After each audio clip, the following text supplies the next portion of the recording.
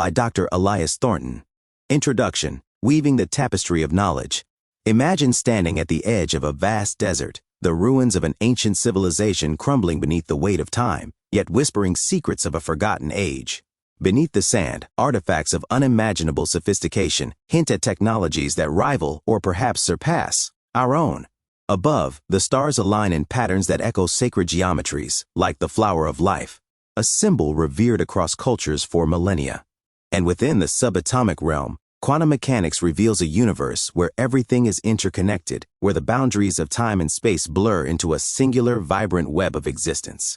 I am Dr. Elias Thornton, a 50-year-old professor who has spent decades chasing the threads that connect ancient wisdom to modern science. This book, The Threads of Eternity, is my attempt to weave these threads into a tapestry that illuminates humanity's past, present, and potential future. My journey began not in a lecture hall but in the shadow of Egypt's pyramids, where I first encountered the flower of life etched into stone, a geometric pattern said to encode the blueprint of creation itself. From there, I delved into myths of lost technologies, from the Antikythera mechanism to the enigmatic Baghdad Battery, and found myself drawn to the quantum realm, where particles entangle across vast distances, defying our classical understanding of reality. This book is not merely a recounting of facts, but an exploration of possibilities. What if the ancients understood principles we're only now rediscovering through quantum mechanics? What if the flower of life is more than a symbol, a map to a unified field of consciousness? Over 10 chapters, we'll journey through time, from the megalithic structures of prehistory to the cutting-edge laboratories of today, seeking the connections that bind technology, spirituality, and science. Each chapter, roughly 5,000 words, is designed to provoke wonder, challenge assumptions, and inspire curiosity. In Chapter 1, we'll explore the enigma of ancient technologies, examining artifacts that suggest a level of sophistication far beyond what history textbooks claim. From there, we'll delve into the flower of life's universal presence, its mathematical elegance, and its potential as a key to understanding the cosmos. Later chapters will bridge these ideas with quantum mechanics, exploring entanglement, consciousness, and the idea that everything, past, present, and future, is interconnected in a cosmic dance. This is not a book for those seeking definitive answers, but for those willing to ask audacious questions. Join me as we unravel the mysteries of ancient ingenuity, sacred geometry, and the quantum web, discovering how they converge to reveal a universe more wondrous than we ever imagined. Chapter 1: The Lost Ingenuity of Ancient Minds. The enigma of ancient technology. The story of human progress is often told as a linear ascent, from primitive tools to smartphones, from fire to fusion reactors. Yet, scattered across the globe, artifacts and structures challenge this narrative, suggesting that our ancestors possess knowledge that rivals, or even surpasses, our own. As a professor of comparative mythology and quantum philosophy, I've spent years studying these anomalies, from the precision-cut stones of Pumapunku to the intricate gears of the Antikythera mechanism.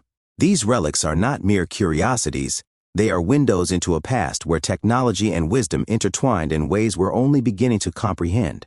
Consider the Antikythera mechanism, a bronze device recovered from a shipwreck off the Greek island of Antikythera in 1901. Dating to around 100 BCE, this artifact, often called the world's first analog computer, features a complex system of gears that tracks celestial movements with astonishing accuracy. Its interlocking dials predicted eclipses, lunar phases, and planetary positions, a feat that required a deep understanding of astronomy and mechanical engineering. Modern reconstructions reveal a precision comparable to 19th-century clockmaking, yet this device predates such technology by nearly 2 millennia. How did a civilization without electricity or advanced metallurgy craft such a marvel? The answer eludes us, but it hints at a sophisticated knowledge base that history has largely erased. Similarly, in the deserts of Iraq, archaeologists uncovered the so-called Baghdad Battery, a clay jar containing a copper cylinder. An iron rod, dated to the Parthian period, circa 250 BCE 250 CE. When filled with an acidic liquid like vinegar, it could generate a small electric current. While skeptics argue it was merely a storage vessel, others speculate it was used for electroplating or even ritualistic purposes, suggesting an early grasp of electrochemical principles.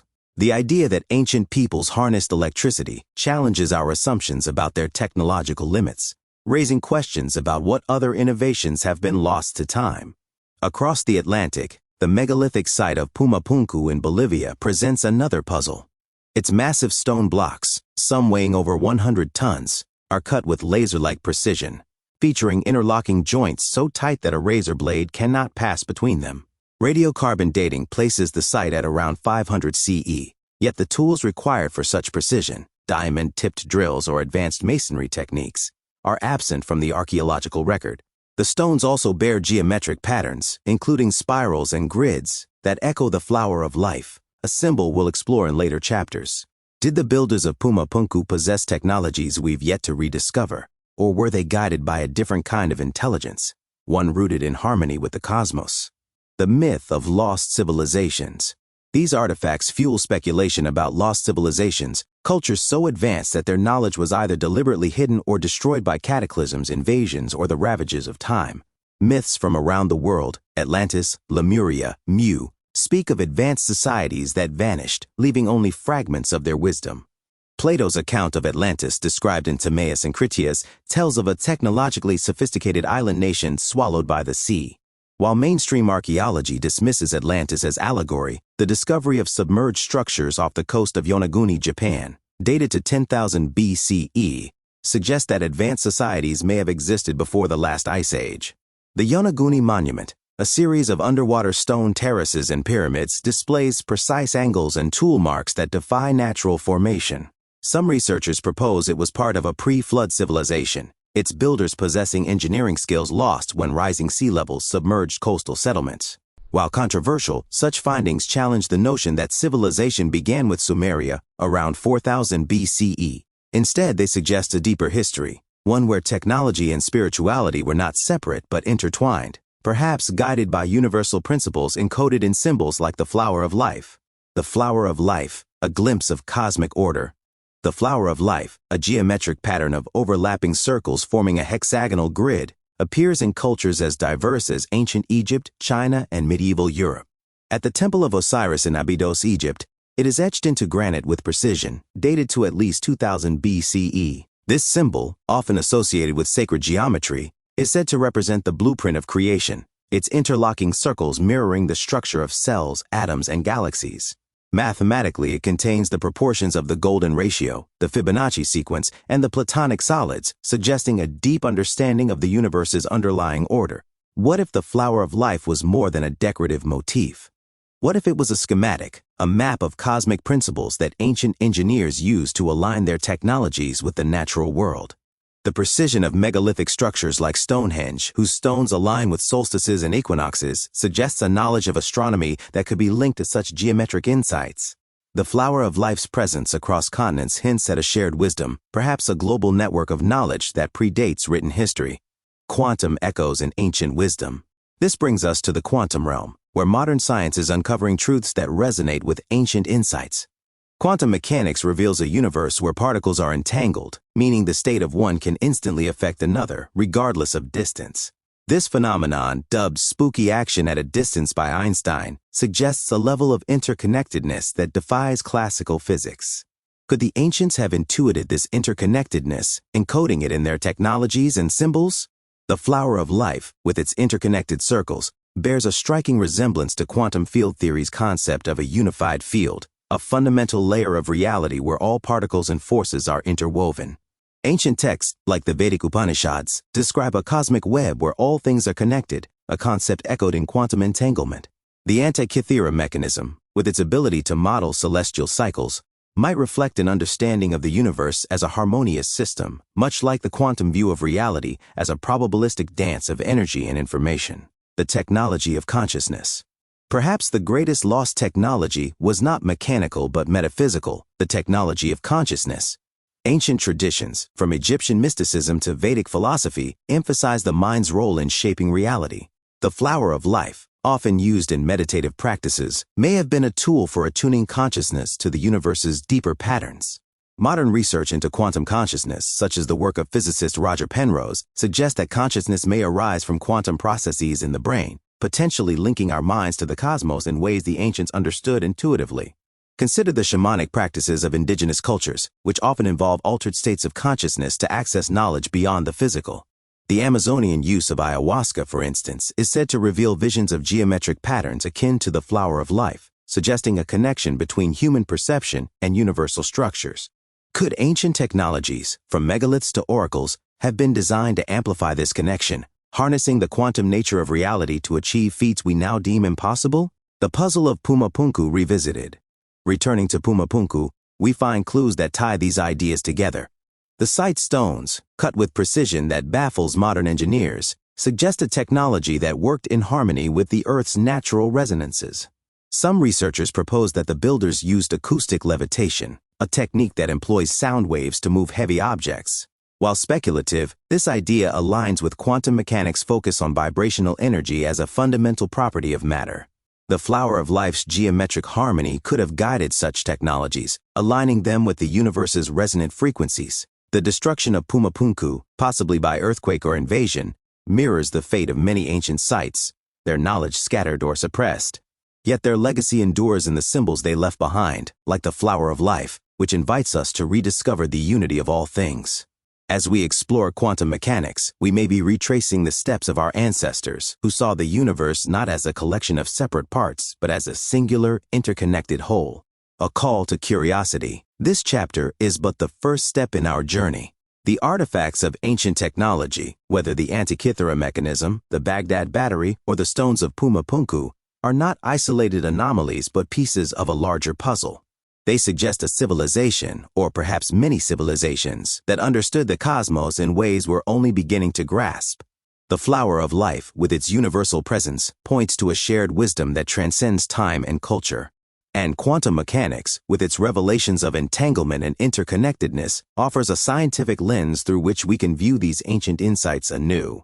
As we move forward, we'll explore the flower of life's mathematical and spiritual significance, its role in ancient architecture, and its parallels with quantum field theory. We'll investigate myths of lost civilizations, from Atlantis to the Vedic Golden Age, and consider how their technologies might have harnessed the power of consciousness.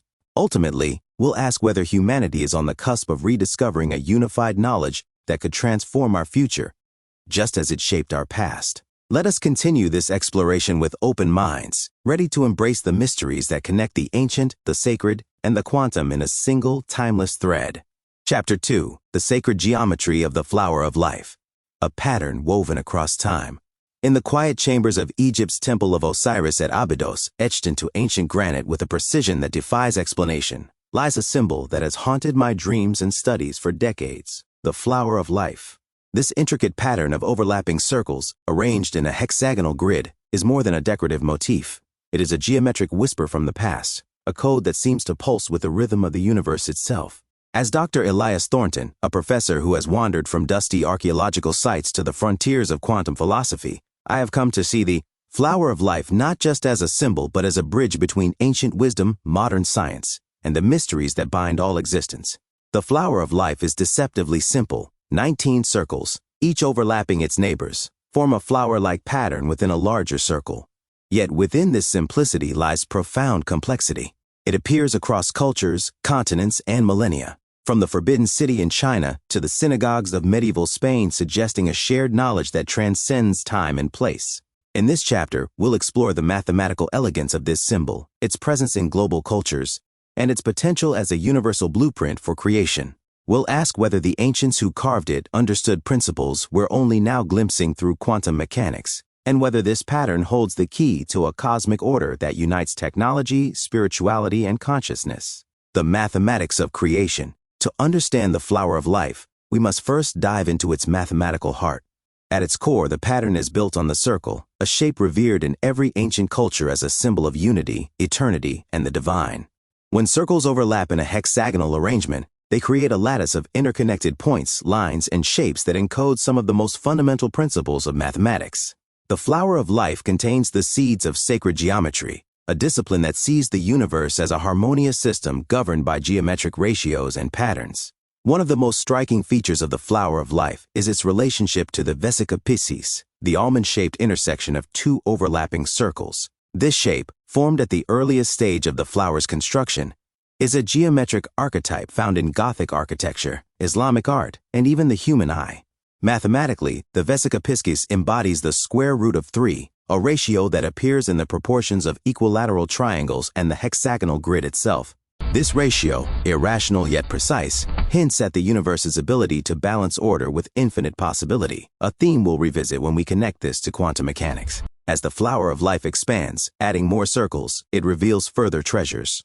The pattern contains the seed of life, a 7-circle configuration that mirrors the 7 days of creation in Judeo-Christian tradition and the 7 chakras in Vedic philosophy.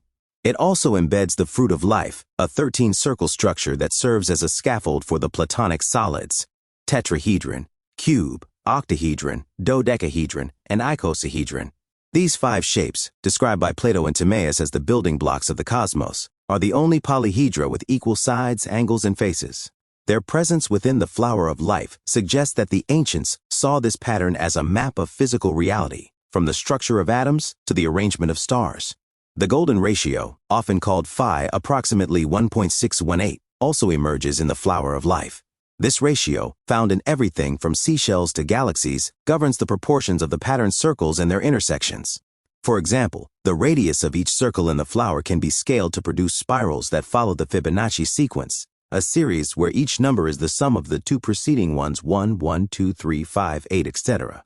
These spirals appear in nature's growth patterns, from sunflowers to pine cones, suggesting that the flower of life is not just a human creation, but a reflection of the universe's intrinsic design, a global tapestry of symbolism. The flower of life's universality is one of its most compelling mysteries. In Egypt's Temple of Osiris, dated to at least 2000 BCE, the pattern is carved with a precision that suggests advanced tools or techniques. Some speculate that it was etched using methods lost to history, perhaps involving vibrational or energetic processes, a topic we'll explore in later chapters on ancient technology. In China, the flower appears in the Forbidden City's decorative tiles, symbolizing harmony and cosmic order. In India, yantras, sacred diagrams used in meditation, often incorporate similar circular patterns, aligning the practitioner with universal energies. Even in Mesoamerica, geometric motifs on Mayan temples echo the flower structure, hinting at a shared archetype. This global presence raises a question: how did a single symbol with such precise mathematical properties appear across cultures with no apparent contact? One possibility is diffusion, a network of trade or migration that spread the pattern across continents. Yet the flower's antiquity and consistency suggest something deeper, perhaps a universal insight into the nature of reality. The anthropologist in me wonders if our ancestors, observing the natural world, independently discovered this pattern in the cycles of the moon, the arrangement of seeds, or the structure of their own consciousness. The quantum philosopher in me suspects they tapped into a deeper truth, one that modern science is only now beginning to articulate. In ancient Egypt, the flower of life was associated with creation myths, particularly the story of Osiris, the god of rebirth and order. Its placement in the Temple of Osiris suggests it was a sacred tool, perhaps used in rituals to align human consciousness with cosmic principles. In Kabbalistic tradition, the flower is linked to the tree of life, a diagram of 10 interconnected nodes that map the path to divine understanding. The similarity between these symbols is striking. Both use interconnected points to represent the unity of all things, a concept that resonates with quantum field theory's vision of a single, underlying field of energy. The flower as a cosmic blueprint. What if the flower of life is more than a symbol? What if it's a blueprint for creation itself? This idea, though speculative, is rooted in both ancient wisdom and modern science. The pattern's ability to encode the Platonic solids suggests it may represent the geometric framework of the physical universe. In string theory, a branch of quantum physics, the universe is described as vibrating strings of energy that form the particles and forces we observe. These vibrations occur in higher dimensional spaces, often visualized as geometric shapes. Could the flower of life, with its multidimensional lattice, be an ancient attempt to depict this vibrational reality? The flower's hexagonal grid also mirrors the structure of certain crystals, like quartz, which have been used in both ancient rituals and modern technology. Quartz, with its piezoelectric properties, generates an electric charge when subjected to pressure, a phenomenon that powers watches and computers. Some researchers speculate that ancient cultures used quartz in megalithic structures to harness Earth's natural energies, aligning their technologies with the flower's geometric harmony. The precision of sites like Pumapunku, discussed in Chapter 1, supports this idea, as their stones often contain quartz and are arranged in patterns that suggest an understanding of resonance and vibration. This brings us to the concept of the torus, a donut-shaped energy field that appears in both nature and the flower of life. When the flower's circles are extended into 3 dimensions, they form a toroidal structure, with energy flowing in a continuous loop. This shape is found in magnetic fields, planetary orbits, and even the human heart's electromagnetic field. Ancient cultures may have intuited the torus as a fundamental pattern of energy flow, encoding it in the flower to guide their architecture, art, and spiritual practices. In quantum mechanics, the torus is a useful model for visualizing particle interactions, suggesting a bridge between ancient geometry and modern science. The quantum connection. The flower of life's interconnected circles evoke a principle central to quantum mechanics: entanglement.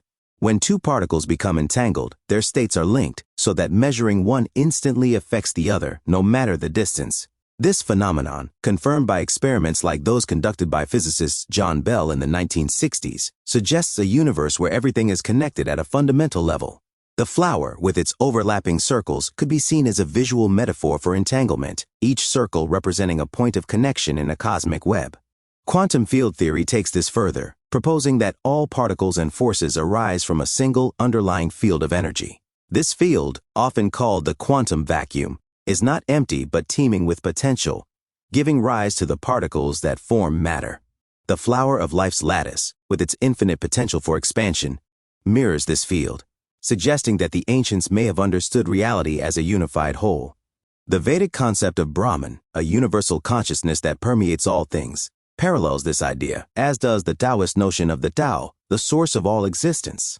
The flower, then, may have been a tool for aligning human consciousness with this universal field, a technology of the mind as much as of matter.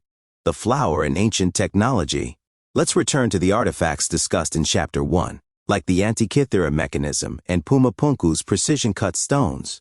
Could the flower of life have guided their creation? The Antikythera mechanism's gears, which model celestial cycles, rely on precise ratios that echo the flower's geometric proportions.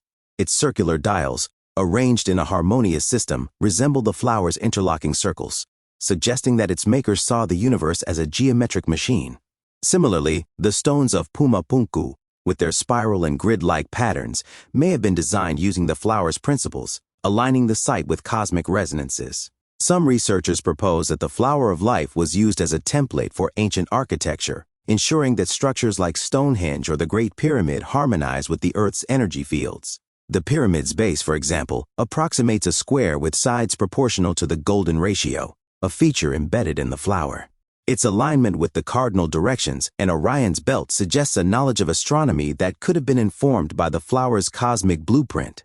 If the ancients used this pattern to design their technologies, they may have been tapping into a universal language of geometry that transcends time. The spiritual dimension. Beyond its mathematical and technological significance, the flower of life is a spiritual symbol used in meditative practices to attune the mind to higher states of consciousness. In ancient Egypt, priests may have gazed upon the flower during rituals, using its symmetry to focus their awareness on the divine.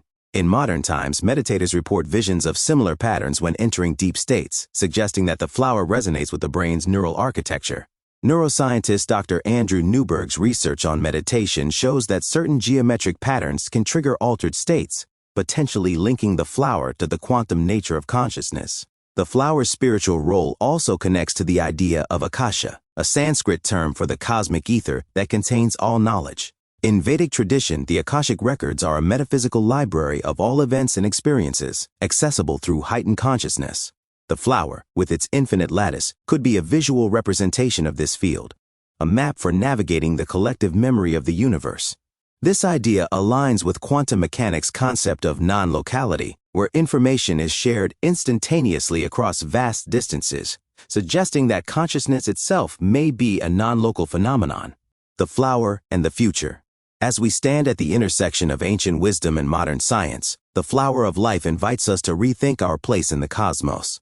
Its presence in ancient cultures suggests a shared understanding of the universe as a harmonious, interconnected system.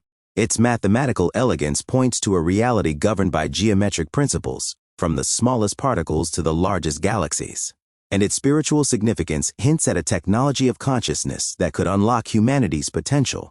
In the chapters to come, we'll explore how the flower's principles manifest in megalithic architecture, lost civilizations, and quantum theories of reality. We'll ask whether the ancients used this pattern to harness energies we're only now rediscovering, and whether it holds the key to a unified science that integrates technology, spirituality, and consciousness. The flower of life is not just a relic of the past but a beacon for the future, guiding us toward a deeper understanding of the threads that weave the tapestry of existence. A call to wonder. The flower of life is a paradox, simple yet profound, ancient yet timeless. It challenges us to see the universe not as a collection of separate parts but as a single, vibrant whole. As we move forward in this book, we'll trace its influence across history, from the megaliths of prehistory to the laboratories of today. We'll explore how its geometric harmony informed ancient technologies and how its principles resonate with quantum mechanics' vision of a connected cosmos. For now, let the flower of life be a reminder that the ancients were not primitive but profound, their symbols not mere art but maps of reality. As we unravel these mysteries, we may find that the flower is not just a pattern but a key to understanding the universe, ourselves, and the eternal dance that binds us all. Chapter 3. Megaliths and Mysteries, Engineering the Impossible. Standing stones, silent questions. As I stood before the towering monoliths of Stonehenge under a twilight sky, their weathered surfaces glowing faintly in the fading light, I felt a shiver that was not from the evening chill. These stones, some weighing as much as 50 tons, were raised over 4,500 years ago by a people we call primitive. Yet their arrangement aligns with the solstices with a precision that rivals modern astronomy. Across the globe, from the Great Pyramid of Giza to the enigmatic ruins of Göbekli Tepe, megalithic structures stand as testaments to an ingenuity that defies our understanding of history.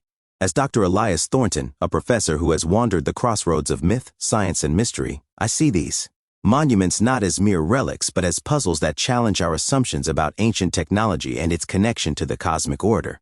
In this chapter, we'll explore the megalithic marvels of prehistory, Stonehenge, Göbekli Tepe, the Great Pyramid, and others, focusing on their astronomical alignments, construction techniques, and the tantalizing possibility that their builders harnessed technologies we've yet to rediscover.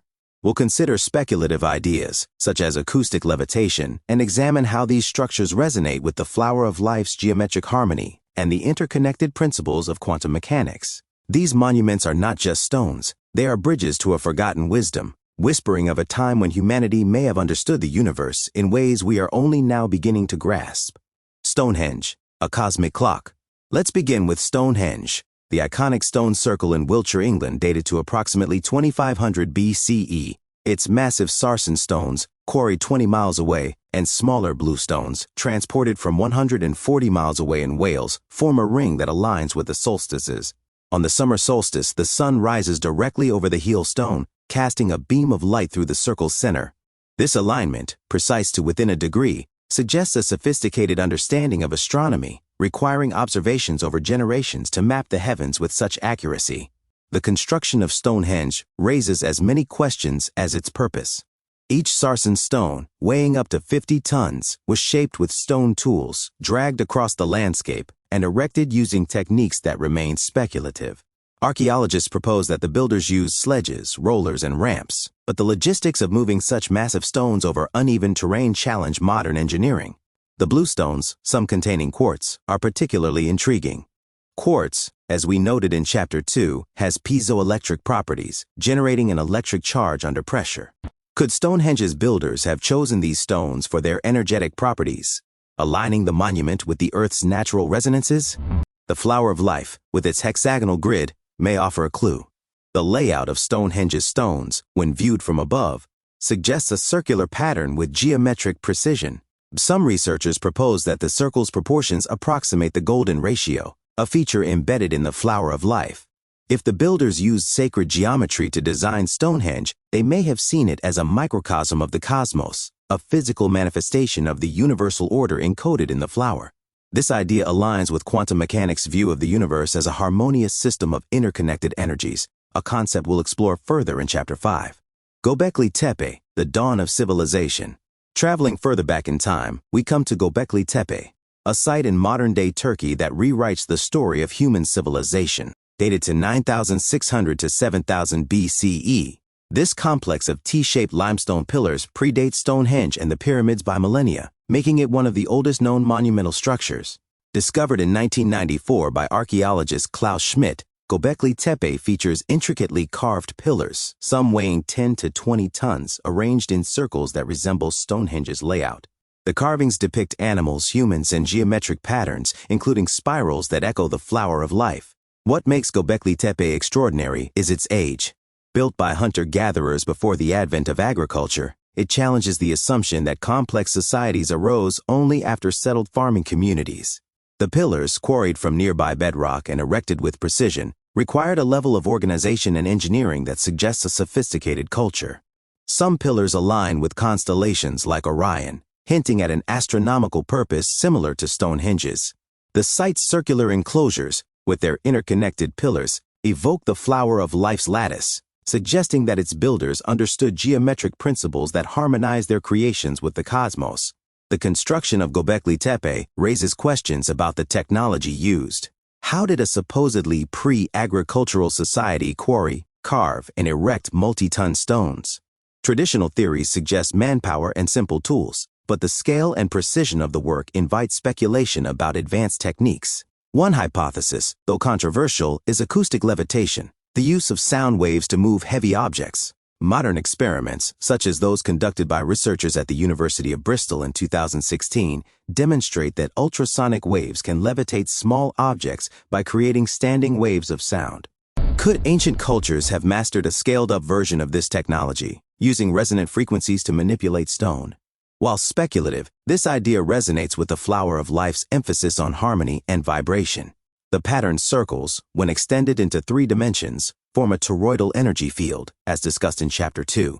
If Göbekli Tepe's builders used sound or other vibrational technologies, they may have aligned their work with the flower's geometric principles, tapping into the Earth's natural frequencies to achieve feats that seem impossible today. The Great Pyramid, a monument beyond time. No exploration of megalithic structures would be complete without the Great Pyramid of Giza, constructed around 2630 BCE. Standing 481 feet tall, with a base covering 13 acres, it is the largest of Egypt's pyramids and one of the most precisely engineered structures in history.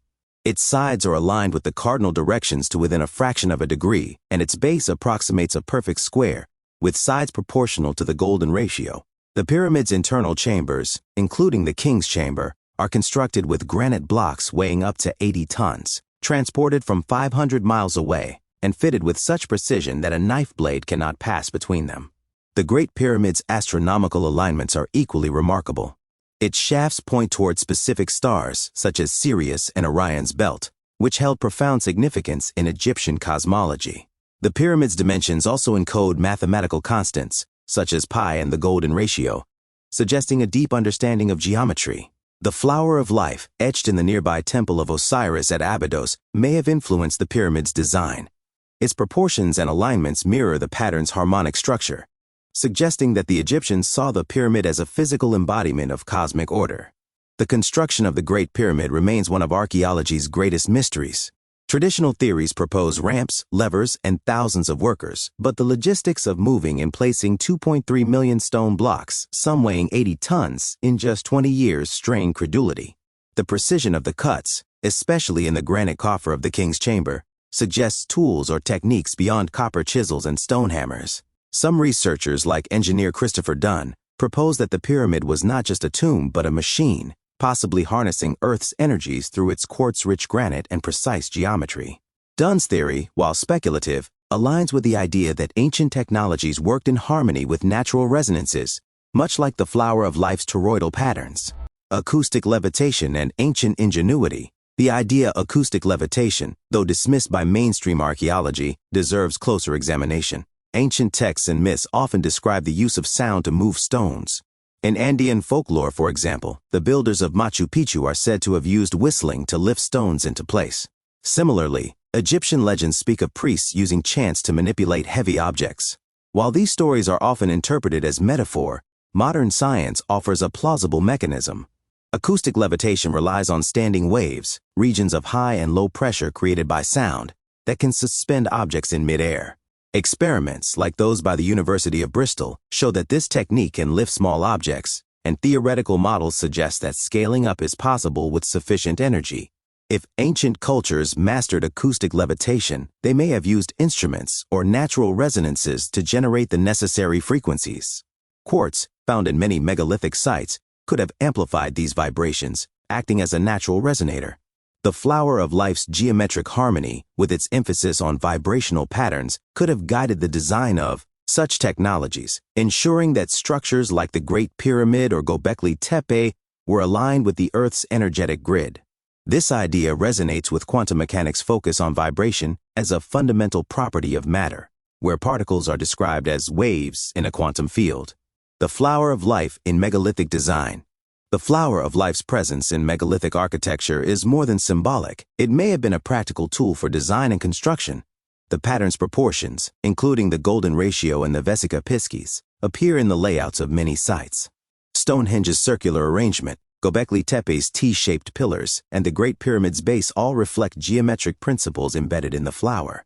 These structures, often aligned with celestial events, suggest that their builders saw the universe as a geometric system, with the flower serving as a blueprint for harmonizing human creations with cosmic rhythms. The flower's toroidal structure, discussed in Chapter 2, may have informed the energetic properties of these sites. Many megalithic structures, such as Stonehenge and the Maltese temples of Antikythera, are built on geological fault lines or areas rich in quartz, suggesting an awareness of Earth's electromagnetic fields. The flower's lattice, with its interconnected circles, could have been a schematic for aligning these structures with natural energies, creating spaces that amplified consciousness or facilitated ritual. This idea aligns with quantum field theory's concept of a unified field, where all matter and energy are interconnected through vibrational patterns. The quantum resonance of megaliths. Quantum mechanics offers a modern lens through which to view these ancient marvels. The concept of resonance, central to both megalithic construction and quantum theory, suggests that the universe operates as a system of vibrating energies. In quantum field theory, particles are excitations of underlying fields, much like notes played on a cosmic string. Megalithic structures, with their precise alignments and quartz-rich materials, may have been designed to resonate with these fields, acting as amplifiers or conduits for natural energies. The idea of megaliths as energetic machines is speculative but compelling. The Great Pyramid's granite chambers, for example, contain high levels of quartz, which could generate piezoelectric charges in response to Earth's vibrations. Some researchers propose that the pyramid functioned as a resonator, amplifying subtle energies to influence consciousness or even the environment. This idea echoes the flower of life's role as a map of cosmic harmony, suggesting that ancient builders understood principles we're only now exploring through quantum physics. Quantum entanglement, discussed in Chapter 2, also offers a parallel. If the universe is a web of interconnected particles, megalithic structures may have been built to tap into this web, aligning human consciousness with cosmic rhythms. The astronomical alignments of Stonehenge and Göbekli Tepe suggest that their builders saw the stars not as distant objects but as part of a unified system, much like the interconnected circles of the flower of life. This perspective aligns with quantum mechanics' view of a non-local universe, where information and energy are shared instantaneously across vast distances. The consciousness connection. The purpose of megalithic structures may extend beyond astronomy or engineering to the realm of consciousness. Many sites, such as Stonehenge and the Maltese temples, were centers of ritual, where communities gathered to connect with the divine. The flower of life used in meditative practices may have guided these rituals, helping participants attune their minds to universal patterns. Modern research into consciousness, such as the work of physicist Roger Penrose and neuroscientist Stuart Hameroff, suggests that quantum processes in the brain may underlie awareness.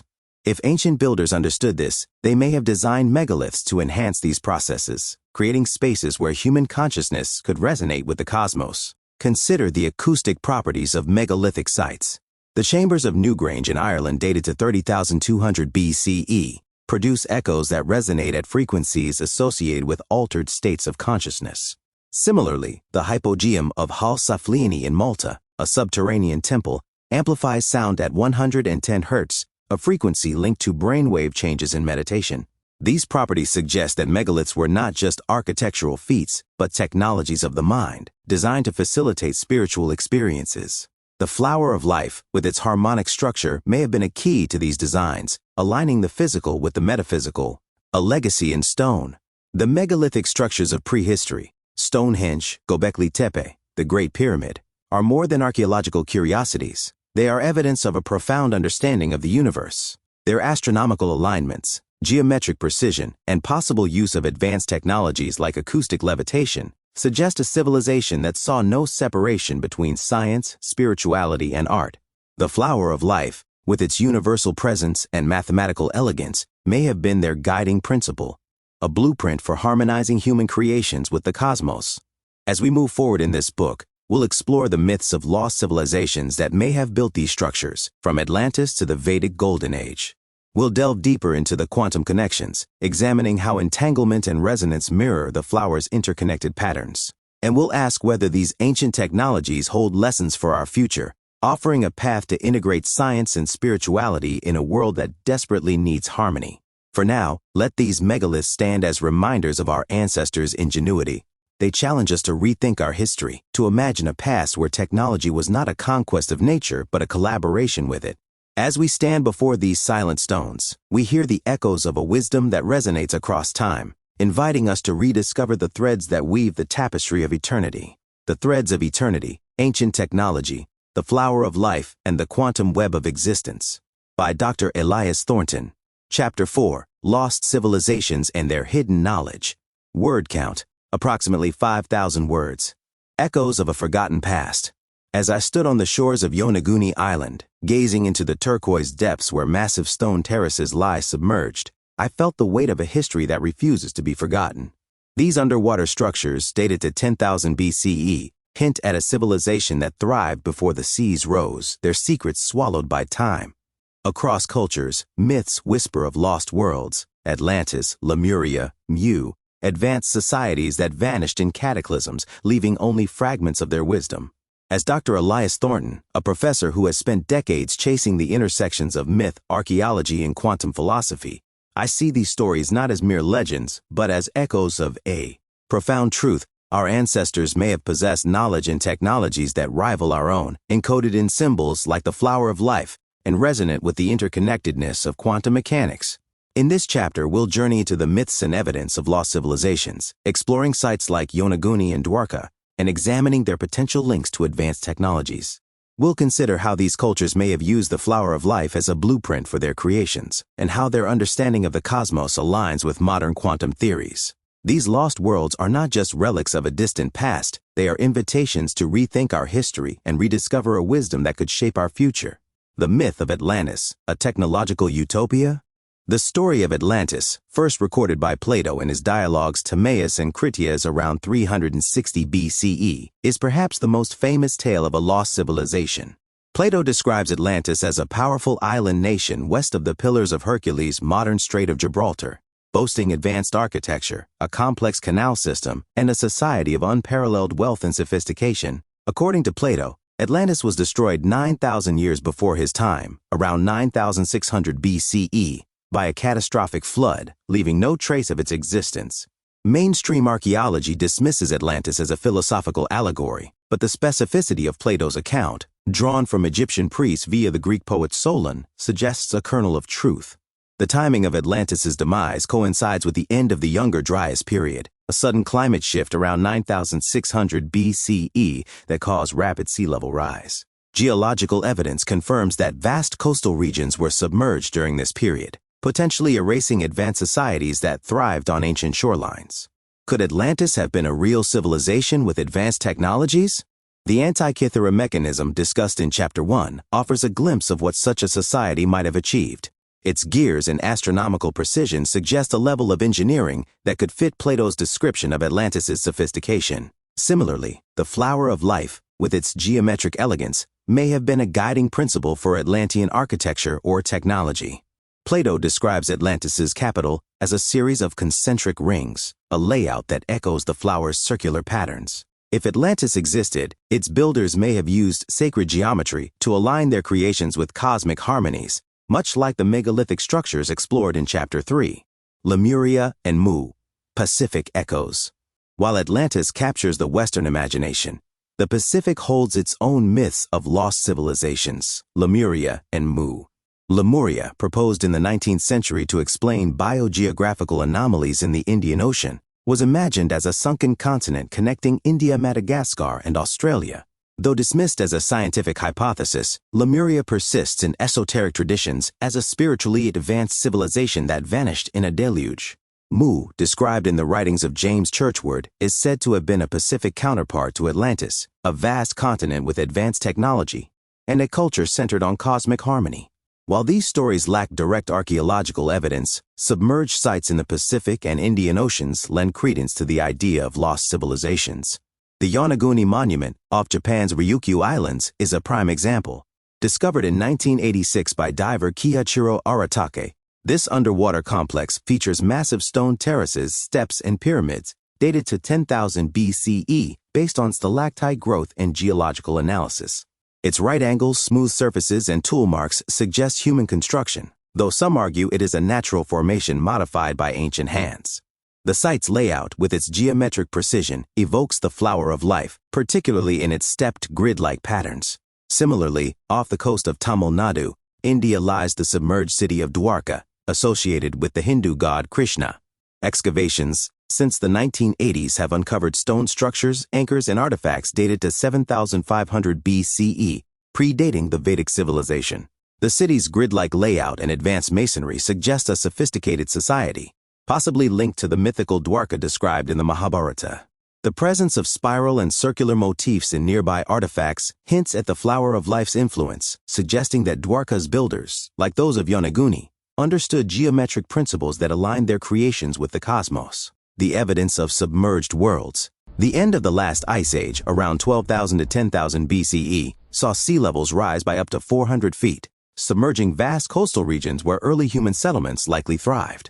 These submerged landscapes, now explored through marine archaeology, offer tantalizing clues to lost civilizations. In the Black Sea, the discovery of a 7,500-year-old settlement off the coast of Bulgaria suggests that advanced societies existed before recorded history.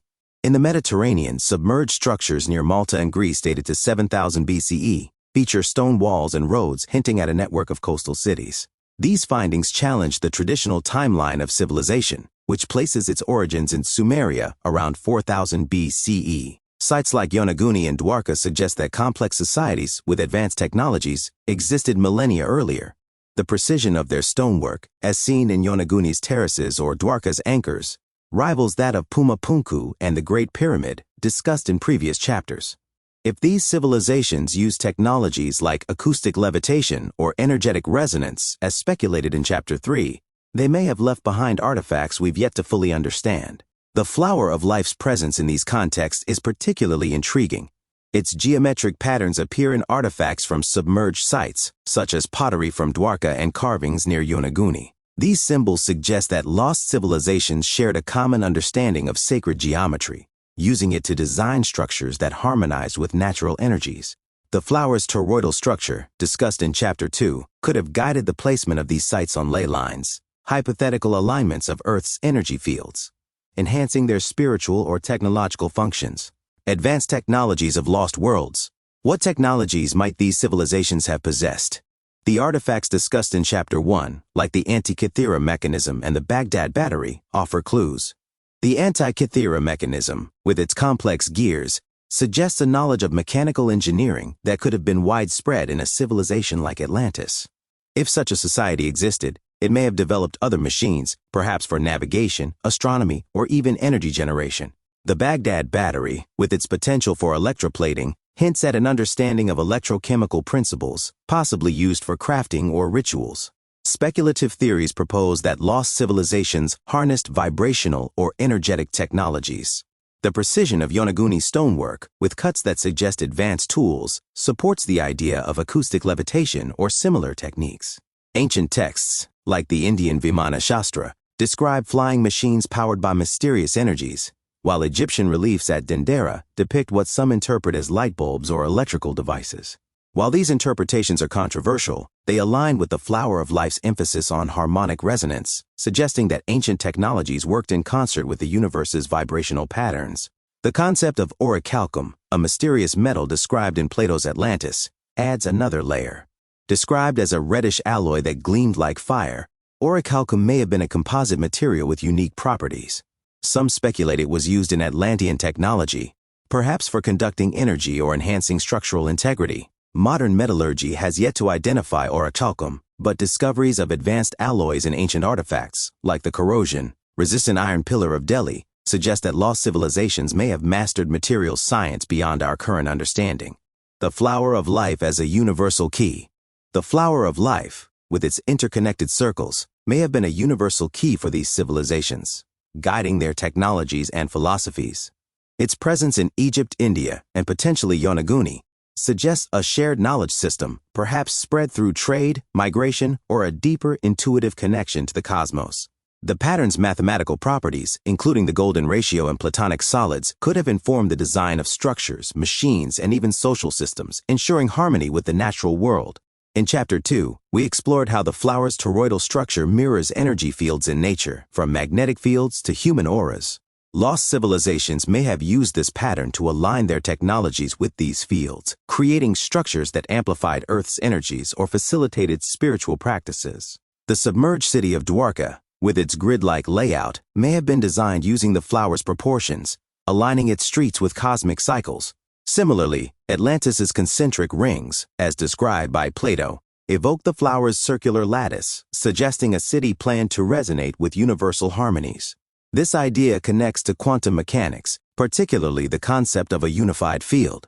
In quantum field theory, all particles and forces arise from a single underlying field of energy. The flower of life, with its interconnected grid, could be a visual representation of this field, used by ancient cultures to map the cosmos. If lost civilizations understood this principle, they may have developed technologies that tapped into the quantum vacuum, harnessing its infinite potential to power their societies or enhance consciousness. The quantum web and ancient wisdom. Quantum mechanics offers a modern lens for understanding these lost civilizations. The concept of entanglement, where particles share a connection across vast distances, mirrors the interconnectedness described in ancient myths. The Vedic Upanishads speak of a cosmic web, or Indra's net, where every jewel reflects all others, a metaphor strikingly similar to quantum non-locality. If civilizations like Atlantis or Dwarka understood this interconnectedness, they may have designed their technologies to operate within this web, using the flower of life as a guide. The idea of consciousness as a technology, introduced in Chapter 1, takes on new significance here. Ancient texts, such as the Rig Veda or Egyptian Book of the Dead, describe rituals that align human consciousness with cosmic forces. The flower of life, used in meditative practices, may have been a tool for accessing this cosmic web, allowing priests or shamans to tap into universal knowledge. Modern research into quantum consciousness, such as the Orch or theory by Roger Penrose and Stuart Hameroff, suggests that consciousness arises from quantum processes in the brain. If lost civilizations understood this, their structures and symbols may have been designed to enhance these processes, creating spaces where the mind could connect with the universe. The cataclysms that erased history. Why did these civilizations vanish? The myths of Atlantis, Lemuria, and Mu all point to cataclysms, floods, earthquakes, or volcanic eruptions, that destroyed their societies. Geological evidence supports this narrative. The Younger Dryas impact hypothesis, proposed by researchers like James Kennett, suggests that a comet impact around 10,800 BCE triggered rapid climate change, flooding coastal regions and wiping out advanced societies. The submerged sites of Yonaguni and Dwarka align with this timeline, their ruins preserved beneath the waves. Other factors, such as invasions or cultural collapse, may have contributed. The destruction of the Library of Alexandria, which housed texts from ancient civilizations, erased countless records of their knowledge. The flower of life, carved into enduring stone, may have been one of the few symbols to survive, a testament to its importance. Its persistence across cultures suggests that survivors of these cataclysms carried their wisdom forward, embedding it in new societies like those of Egypt and India. Rediscovering the lost. The evidence of lost civilizations challenges us to rethink our history. Sites like Yonaguni and Dwarka, with their advanced stonework and geometric designs, suggest that humanity's technological journey began far earlier than we thought. The flower of life, found in their artifacts and architecture, points to a shared understanding of cosmic harmony, a wisdom that may have been lost but not erased. Quantum mechanics, with its vision of an interconnected universe, offers a framework for rediscovering this knowledge, bridging the ancient and the modern. As we move forward in this book, we'll explore how quantum principles like entanglement and resonance mirror the flower's patterns and how ancient technologies may have harnessed these principles. we'll delve into the role of consciousness as a technology, examining how lost civilizations used rituals and symbols to connect with the cosmos. And we'll ask whether we, as a modern civilization, can reclaim this wisdom to build a future that honors the unity of all things. For now, let the myths of Atlantis, Lemuria, and the submerged ruins of Yonaguni and Dwarka remind us that our past is deeper than we know. These lost civilizations, with their advanced technologies and cosmic insights, are not gone. They are waiting beneath the waves, in the stones, and in the patterns of the flower of life, calling us to rediscover the threads that weave the tapestry of eternity. Chapter 5. The Quantum Connection, Entanglement, and Unity. A universe interwoven. As I sat in a quiet lecture hall, contemplating the intricate carvings of the flower of life I'd seen in Egypt's Temple of Osiris, a question stirred within me. What if this ancient symbol, with its interlocking circles, was not just art, but a map of the universe's deepest truths? Decades of study as a professor of comparative mythology and quantum philosophy have led me to a startling realization. The principles that govern the subatomic world, quantum mechanics, echo the wisdom of our ancestors. From the megalithic alignments of Stonehenge to the submerged terraces of Yonaguni, ancient cultures seem to grasp a truth that modern science is only now articulating. Everything in the universe is connected, woven into a single, vibrant web of existence. In this chapter, we'll dive into the heart of quantum mechanics, focusing on two profound concepts, entanglement and the unified field. We'll explore how these ideas mirror the flower of life's interconnected patterns and resonate with the technologies and philosophies of lost civilizations, like those discussed in Chapter 4. By bridging the ancient and the modern, we'll uncover a vision of reality where time, space, and consciousness are unified, suggesting that our ancestors may have understood the cosmos in ways we are only beginning to rediscover. The quantum revolution, a new view of reality. Quantum mechanics, born in the early 20th century through the work of pioneers like Max Planck, Niels Bohr, and Werner Heisenberg, is a science of the very small. Atoms, electrons, photons. Yet its implications are vast, challenging our classical understanding of reality. Unlike Newtonian physics, which sees the universe as a machine of separate parts, quantum mechanics reveals a world of probabilities, interconnections, and mysteries that defy intuition. At its core, quantum mechanics describes particles not as solid objects but as waves of probability, existing in multiple states until observed. This principle, known as superposition, means that a particle, like an electron, can be in many places at once until measured, collapsing into a single state. This strange behavior suggests that reality is not fixed but fluid, shaped by observation, a concept that resonates with ancient philosophies that view consciousness as a creative force. The flower of life, with its overlapping circles, offers a visual parallel to this quantum fluidity. Each circle in the pattern can be seen as a point-Peña state, interconnected yet distinct, much like particles in superposition. The ancients, by encoding this pattern in stone, may have intuited a universe where all possibilities coexist, a concept we'll explore further as we connect quantum mechanics to their wisdom. Entanglement, spooky action at a distance.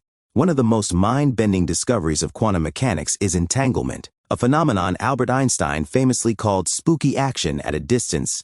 When two particles interact, their quantum states become linked, so that measuring one instantly affects the other, no matter how far apart they are. This was demonstrated in experiments like those by physicist John Bell in the 1960s, which confirmed that entangled particles share a connection that transcends space and time. Consider two entangled electrons, one on Earth and one on Mars. If you measure the spin of the Earth electron, the Mars electron's spin is instantly determined, as if they are communicating faster than light. This defies classical physics, suggesting a deeper level of reality where distance is an illusion. Entanglement implies that the universe is fundamentally interconnected, a single web of relationships where every part affects the whole. The flower of life's interconnected circles are a striking metaphor for entanglement. Each circle touches its neighbors, forming a lattice where every point is linked to the others, much like entangled particles in a quantum system. In Chapter 2, we discussed how the flower's toroidal structure mirrors energy fields in nature. This structure also evokes the quantum field, a theoretical framework where all particles and forces arise from a single underlying field of energy. Could the ancients have used the flower to represent this interconnected reality, designing their technologies and rituals to align with it? The unified field, the cosmic web. Quantum field theory takes entanglement further, proposing that all particles, electrons, photons, quarks, are excitations of underlying fields that permeate the universe. These fields, such as the electromagnetic field or the Higgs field, interact to form the fabric of reality. At the deepest level, physicists like David Bohm have proposed a unified field, a single field of infinite potential that gives rise to all matter and energy. This field, often called the quantum vacuum, is not empty but teeming with virtual particles, a seething sea of possibility that underlies all existence. The unified field resonates with ancient philosophies. The Vedic concept of Brahman describes a universal consciousness that permeates all things, while the Taoist Tao is the formless source of all creation. The flower of life, with its infinite lattice of circles, mirrors this idea, each circle representing a point of manifestation within a boundless whole. The megalithic structures of Chapter 3, aligned with cosmic cycles, may have been designed to tap into this field, using the flower's geometry to harmonize with the universe's underlying rhythms.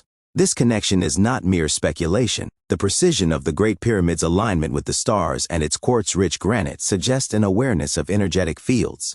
Quartz, with its piezoelectric properties, generates electric charges under pressure, potentially amplifying the Earth's natural resonances. If ancient builders understood the unified field, they may have used such materials to create structures that resonated with the quantum vacuum, functioning as energetic machines or consciousness amplifiers.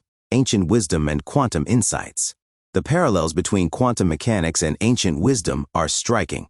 The flower of life, found in cultures from Egypt to India, encodes the golden ratio, the platonic solids, and fractal patterns, mathematical principles that describe the universe's structure. In quantum mechanics, fractals appear in the complex patterns of particle interactions, while the golden ratio governs the proportions of certain quantum systems, like the energy levels of atoms. The ancients, by embedding these principles in the flower, may have been expressing a quantum-like understanding of reality. Consider the Antikythera mechanism from Chapter 1, a device that modeled celestial cycles with gears that reflect the flower's circular harmony. Its precision suggests a knowledge of the cosmos as a unified system, much like the quantum field. Similarly, the submerged structures of Yonaguni and Dwarka, discussed in Chapter 4, feature geometric patterns that echo the flower, hinting at a shared wisdom that saw the universe as interconnected. Ancient texts also reflect this quantum perspective. The Upanishads describe reality as a web of interconnected consciousness, where the self-Atman is one with the universal Brahman. The Buddhist concept of Indra's net, a net of jewels where each reflects all others, mirrors entanglement, with every particle reflecting the state of the whole. These philosophies suggest that ancient cultures understood the universe as a holistic system, a view that quantum mechanics is now confirming. Consciousness and the quantum connection. The role of consciousness in quantum mechanics brings us closer to the ancients' wisdom. The observer effect, where the act of measurement collapses a particle's wave function, suggests that consciousness plays a role in shaping reality. This idea, explored by physicists like John Wheeler, implies that the universe is participatory, requiring conscious observation to manifest. Ancient practices, such as meditation on the flower of life, may have been designed to align human consciousness with this process, enabling individuals to interact with the quantum field. The Orchor theory by Roger Penrose and Stuart Hameroff proposes that consciousness arises from quantum processes in the brain's microtubules, tiny structures that may facilitate entanglement at a biological level. If true, this suggests that consciousness is inherently quantum, connected to the universe's unified field. Ancient rituals, like those in the megalithic temples of Chapter 3, may have been technologies for enhancing this connection, using sound, geometry, and materials like quartz to attune the mind to the cosmic web. The flower of life, used in meditative practices, may have served as a visual tool for this purpose. Its hypnotic pattern, with its repeating circles, induces a meditative state, potentially aligning brainwave frequencies with quantum processes. Modern studies, such as those by neuroscientist Andrew Newberg, show that geometric patterns can trigger altered states of consciousness, suggesting that the flower's design is more than symbolic. It's a technology of the mind. The technologies of lost civilizations. The lost civilizations of Chapter 4, Atlantis, Lemuria, Yonaguni, Dwarka, may have harnessed these quantum principles in their technologies. The precision of their stonework, such as Yonaguni's terraces or Pumapunku's interlocking blocks, suggests techniques that could have manipulated vibrational energies as speculated. In Chapter 3, acoustic levitation, for example, relies on standing waves of sound, a concept that aligns with quantum mechanics' view of particles as vibrational modes in a field. If these civilizations used such techniques, they may have been guided by the flower of life's harmonic geometry, aligning their creations with the quantum field. The mythical orichalcum of Atlantis, described as a conductive alloy, could have been a material designed to interact with this field. Modern experiments with materials like graphene, which exhibit quantum properties, suggest that advanced alloys could enhance energetic interactions. If Atlantis or Dwarka possessed such materials, they may have used them in machines or structures that amplified the Earth's energies, much like the Great Pyramid's granite chambers. The submerged city of Dwarka, with its grid-like layout, may have been designed to resonate with the flower's toroidal patterns, creating a city that functioned as a quantum resonator. Similarly, the concentric rings of Atlantis, as described by Plato, evoke the flower's circular lattice, suggesting a society built in harmony with the universe's underlying structure. These civilizations may have seen the quantum field as a source of power, knowledge, and spiritual connection, using the flower as a blueprint for their technologies. The cosmic web, a unified vision. The quantum web of entanglement and the unified field offer a modern parallel to the ancient concept of a cosmic web. The flower of life, with its interconnected circles, visually represents this web, each circle a node in a network of infinite connections. Ancient cultures, from the Egyptians to the Mayans, may have used this symbol to navigate the cosmic web, aligning their technologies and consciousness with its rhythms. This vision of unity has profound implications. If the universe is a single interconnected system, then every action, every thought, every creation ripples through the whole. The megalithic structures of Chapter 3, with their astronomical alignments, may have been built to amplify these ripples, creating spaces where humanity could commune with the cosmos. The flower of life, carved into their stones, may have been a reminder of this unity, a symbol of the eternal connection between all things. Quantum mechanics also challenges our sense of time. Entanglement suggests that particles can influence each other instantaneously, defying the constraints of time and space. Ancient myths, like those of Atlantis, often describe time as cyclical, a dance of eternal return rather than a linear march. The flower of life, with its repeating patterns, may embody this cyclical view, suggesting that the ancients understood time as a quantum phenomenon, interconnected with the present and future. The implications for today. As we stand at the threshold of a quantum age, the wisdom of ancient civilizations offers a guide. The flower of life, with its quantum-like patterns, suggests that our ancestors saw the universe as a unified whole, a perspective that quantum mechanics is now validating. Their technologies, whether the Antikythera mechanism, the Great Pyramid, or the submerged structures of Yonaguni, may have been designed to interact with this whole, harnessing its energies for practical and spiritual purposes. Today, quantum technologies, such as quantum computing and quantum communication, are beginning to tap into these principles. Quantum computers use entangled particles to perform calculations at unprecedented speeds, while quantum communication leverages entanglement for secure data transfer. These technologies echo the ancient idea of a cosmic web, suggesting that we are rediscovering a wisdom that once guided lost civilizations. The flower of life, as a symbol of this wisdom, invites us to rethink our relationship with the universe. By embracing its principles of harmony and interconnectedness, we can develop technologies that work with nature rather than against it, fostering a sustainable future. This vision aligns with the ancient practice of aligning structures with cosmic cycles, a practice that saw humanity as part of a larger whole, a call to unity. The quantum connection reveals a universe where everything is interwoven, from the smallest particle to the largest galaxy.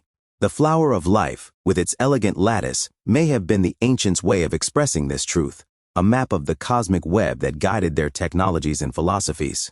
Quantum mechanics, with its concepts of entanglement and the unified field, offers a modern confirmation of this vision, bridging the ancient and the modern in a single thread. As we move forward in this book, we'll explore how consciousness itself may be a quantum technology, used by ancient cultures to navigate the cosmic web. We'll delve deeper into the Antikythera mechanism and other artifacts, examining their quantum-like precision. And we'll ask whether we can reclaim this ancient wisdom to build a future that honors the unity of all things. For now, let the quantum web and the flower of life remind us that we are not separate from the universe, but part of it. The ancients, with their symbols and structures, understood this truth, and their legacy calls us to rediscover it. As we unravel these threads, we may find that the universe is not a collection of parts, but a single eternal tapestry, woven with the light of consciousness and the patterns of eternity. Chapter 6. Consciousness as Technology. The Mind as a Cosmic Instrument. In the dim light of a Maltese temple, where ancient stone chambers resonate with a low hum, I once experienced a moment of profound stillness. As I traced the spiral carvings on the walls, echoes of the flower of life, my mind seemed to expand, touching something beyond the physical, a fleeting connection to a vast unseen web. As Dr. Elias Thornton, a professor who has spent decades exploring the intersections of mythology, archaeology, and quantum philosophy, I have come to believe that consciousness itself was the greatest technology of the ancients. Far from being a passive byproduct of the brain, consciousness was a tool, honed through rituals, symbols, and structures, to access the cosmic knowledge encoded in patterns like the flower of life. In this chapter, we'll explore the idea that ancient cultures used consciousness as a technology to navigate the universe's deeper realities. We'll examine how rituals, meditative practices, and sacred sites, like those discussed in Chapter 3, were designed to alter states of awareness, drawing parallels with modern quantum theories of consciousness. By connecting these practices to the flower of life and the quantum web introduced in Chapter 5, we'll uncover a vision of the mind as a bridge between the physical and metaphysical, a technology that may hold the key to understanding our place in the cosmos. The ancient art of consciousness. Across cultures, ancient societies place consciousness at the heart of their spiritual and technological systems. In Egypt, priests meditated in the shadow of the Great Pyramid, using chants and symbols to attune their minds to divine forces. In India, Vedic sages practiced yoga and meditation to access the Akasha, a cosmic repository of all knowledge. In the Americas, shamans used plant medicines like ayahuasca to enter altered states, reporting visions of geometric patterns resembling the flower of life. These practices were not mere superstition. They were deliberate methods for manipulating consciousness, as precise in their way as the Antikythera mechanism was in modeling the stars. The flower of life, with its interlocking circles, was a central tool in these practices. In Egypt's Temple of Osiris at Abydos, where the pattern is carved with uncanny precision, priests likely used it as a focal point for meditation. Its hypnotic geometry, with its repeating circles and hexagonal grid, induces a trance-like state, aligning the mind with the universal patterns it represents.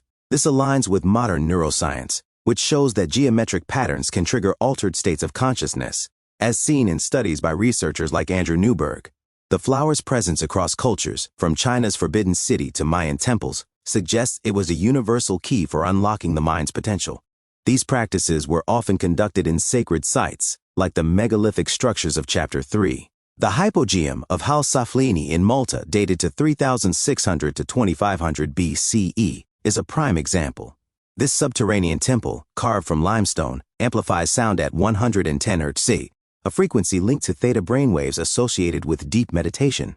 Similarly, the chambers of Newgrange in Ireland, built around 3200 BCE, produce echoes that resonate at frequencies known to induce altered states. These acoustic properties suggest that ancient builders designed these spaces as technologies for consciousness, using sound and geometry to enhance spiritual experiences. Consciousness and the quantum mind. Modern science is beginning to catch up with this ancient wisdom, particularly through quantum theories of consciousness.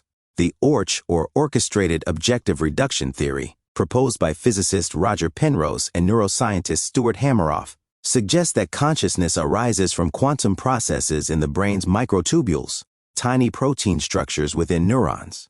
These microtubules, they argue, facilitate quantum superposition and entanglement, allowing the brain to process information in ways that classical computing cannot match.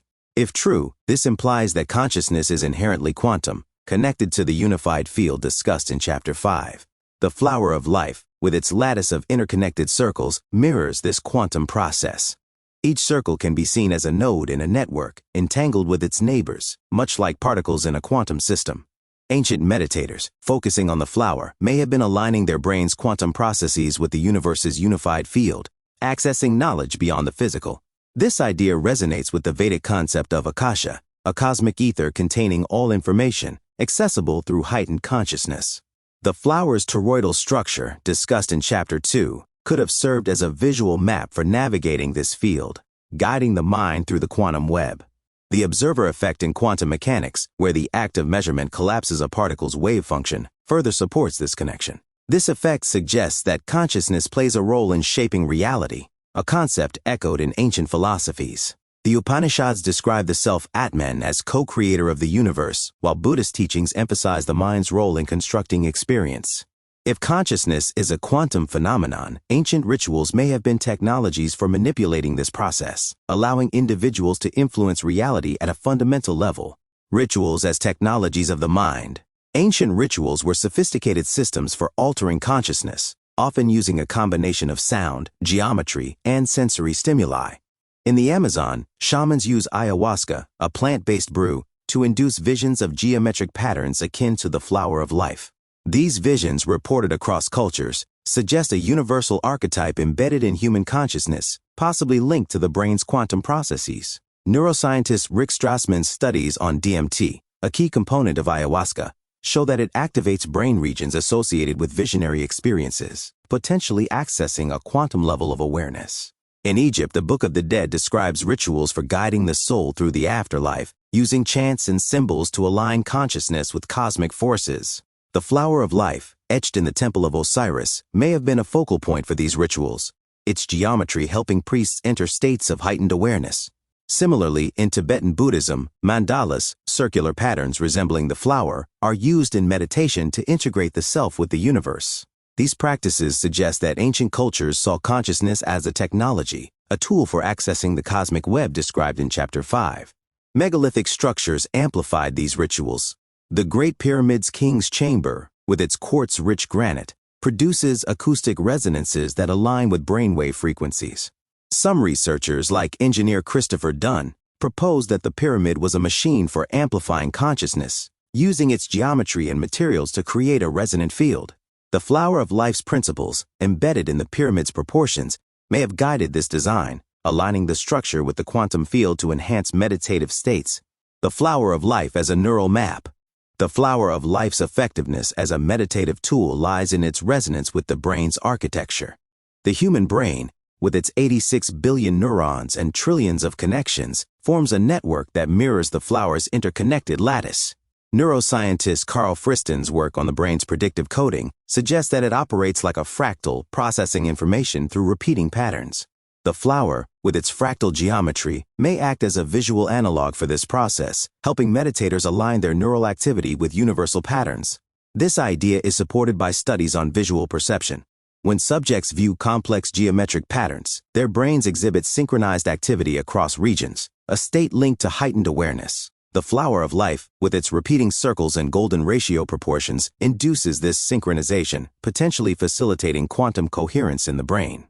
Ancient cultures, by using the flower in meditation, may have been hacking the brain's quantum processes, accessing states of consciousness that connected them to the unified field. This connection extends to the concept of non-locality, a quantum phenomenon where information is shared instantaneously across distances. If consciousness is non-local, as suggested by entanglement, ancient meditators may have used the flower to tap into this property, accessing knowledge from distant times or places. The Akasha of Vedic tradition, often described as a cosmic library, could be a metaphorical description of this non-local field, accessible through the flower's geometry. Ancient technologies and consciousness. The technologies of lost civilizations, discussed in Chapter 4, may have been designed to enhance this quantum consciousness. The Antikythera mechanism, with its precise gears, modeled the cosmos in a way that mirrored the mind's ability to map reality. Its circular dials, resembling the flower of life, suggest that its creators saw the universe as a system of interconnected cycles, accessible through conscious observation. If such devices were used in rituals, they may have served as tools for aligning the mind with the quantum field. The submerged structures of Yonaguni and Dwarka, with their geometric layouts, may have functioned as consciousness amplifiers. Yonaguni's terraces, with their spiral and grid-like patterns, evoke the flower's lattice, suggesting a design that resonated with the Earth's energies. Dwarka's grid-like streets, aligned with cosmic cycles, may have been planned to enhance meditative practices, creating a city that functioned as a quantum resonator. These structures, like the megaliths of Chapter 3, suggest that ancient technologies were not just physical, but metaphysical, designed to bridge the material and spiritual. Speculative technologies, like acoustic levitation, also point to consciousness as a tool. As discussed in Chapter 3, sound can alter brainwave states, inducing trance-like conditions. If ancient cultures used sound to move stones, as Andean and Egyptian legends suggest, they may have also used it to manipulate consciousness, aligning the mind with the quantum field. The flower of life, with its vibrational harmony, could have guided these practices, serving as a blueprint for both physical and mental technologies. The quantum web and collective consciousness. The quantum web, introduced in Chapter 5, offers a framework for understanding these ancient practices. If the universe is a network of entangled particles, consciousness may be a collective phenomenon, shared across individuals and even species. Ancient rituals, often communal, may have tapped into this collective consciousness, using the flower of life to synchronize participants' minds with the cosmic web. The Vedic concept of Sangha, a community united in spiritual practice, reflects this idea, as does the Egyptian practice of group rituals in temples. Modern experiments, like those by the Global Consciousness Project, show that human consciousness can influence random number generators during major global events, suggesting a collective effect. If ancient cultures understood this, their sacred sites may have been designed to amplify collective consciousness, creating a resonance that extended beyond the individual. The flower's interconnected circles, symbolizing unity, could have been a visual reminder of this collective web, guiding rituals that linked humanity to the cosmos. This idea aligns with quantum non-locality, where information transcends space and time. Ancient shamans, by entering altered states, may have accessed this non-local field, retrieving knowledge from distant cultures or future times. The myths of Atlantis and Lemuria, discussed in Chapter 4, often describe sages with prophetic abilities, suggesting a mastery of non-local consciousness. The flower of life, as a universal symbol, may have been their key to this realm, a map for navigating the quantum web. The modern rediscovery. Today, we are rediscovering the power of consciousness through science and practice.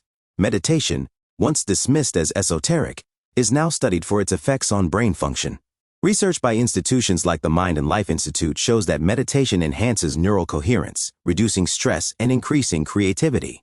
Practices like mindfulness and visualization, rooted in ancient traditions, are being integrated into medicine and psychology, suggesting that consciousness is a technology we can harness. Quantum technologies such as brain-computer interfaces are also exploring this frontier. Devices that measure brainwave activity, like EEG headsets, allow users to interact with digital systems through thought, echoing the ancient idea of consciousness as a tool. If these technologies evolve, they may enable us to access the quantum field directly, fulfilling the promise of ancient practices. The flower of life remains a powerful tool for this rediscovery. Modern meditators report profound experiences when focusing on its patterns, from visions of cosmic unity to insights into personal challenges. As a symbol of the quantum web, it invites us to see consciousness not as an isolated phenomenon, but as a bridge to the universe, a technology for connecting with the eternal, a call to awaken. Consciousness as technology is the thread that ties the ancient to the modern, the physical to the metaphysical.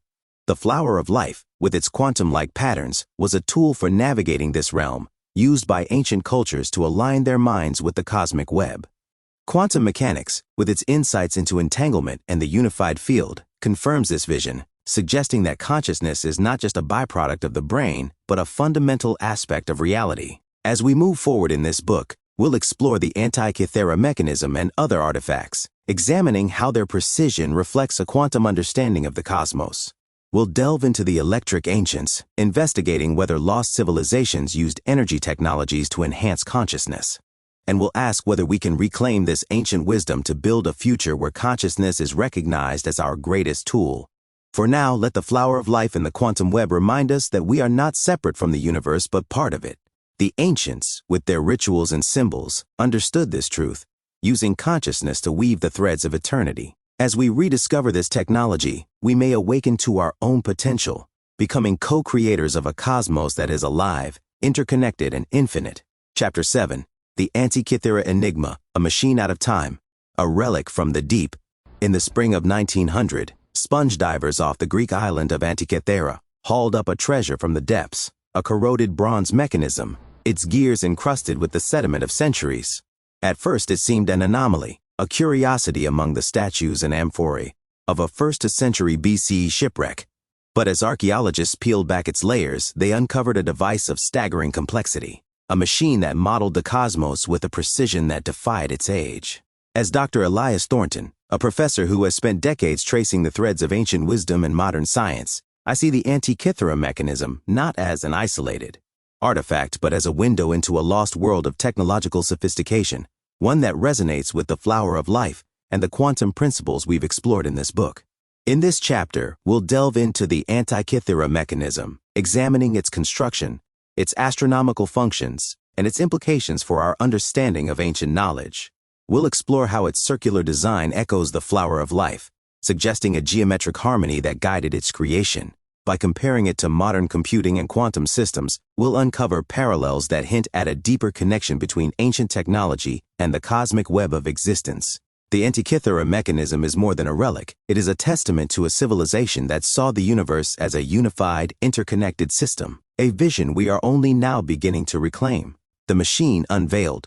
The Antikythera mechanism, dated to approximately 100 BCE, is a bronze device roughly the size of a shoebox, composed of at least 30 interlocking gears. Discovered in fragments, it was initially mistaken for a piece of corroded metal, but X-ray imaging in the 20th century revealed its intricate inner workings. The mechanism features a series of dials and pointers, driven by gears with teeth cut to precise ratios, allowing it to track the movements of the sun, moon, and planets. It predicted eclipses, calculated lunar phases, and even accounted for the moon's elliptical orbit, a feat requiring a sophisticated understanding of astronomy and mathematics. The device's complexity is staggering. Its main gear, with 223 teeth, corresponds to the Saros cycle, a 18-year period used to predict eclipses. Other gears model the Metonic cycle 19 years and the Callipic cycle 76 years, aligning lunar and solar calendars with remarkable accuracy. The mechanism also includes a differential gear system, a technology not seen again until the 19th century, allowing it to compute the relative motions of celestial bodies. This level of engineering, achieved without electricity or advanced metallurgy, suggests a civilization with a technological prowess far beyond what history credits. The Antikythera mechanism is often called the world's first analog computer, a title that captures its ability to process complex data through mechanical means. Its gears, cut with precision comparable to modern clockmaking, required a deep knowledge of mathematics, including gear ratios and possibly early forms of calculus. The Greeks of the Hellenistic period, particularly in centers like Alexandria, are credited with its creation. But its sophistication raises questions. Was this a singular achievement, or a product of a broader technological tradition now lost? A cosmic design.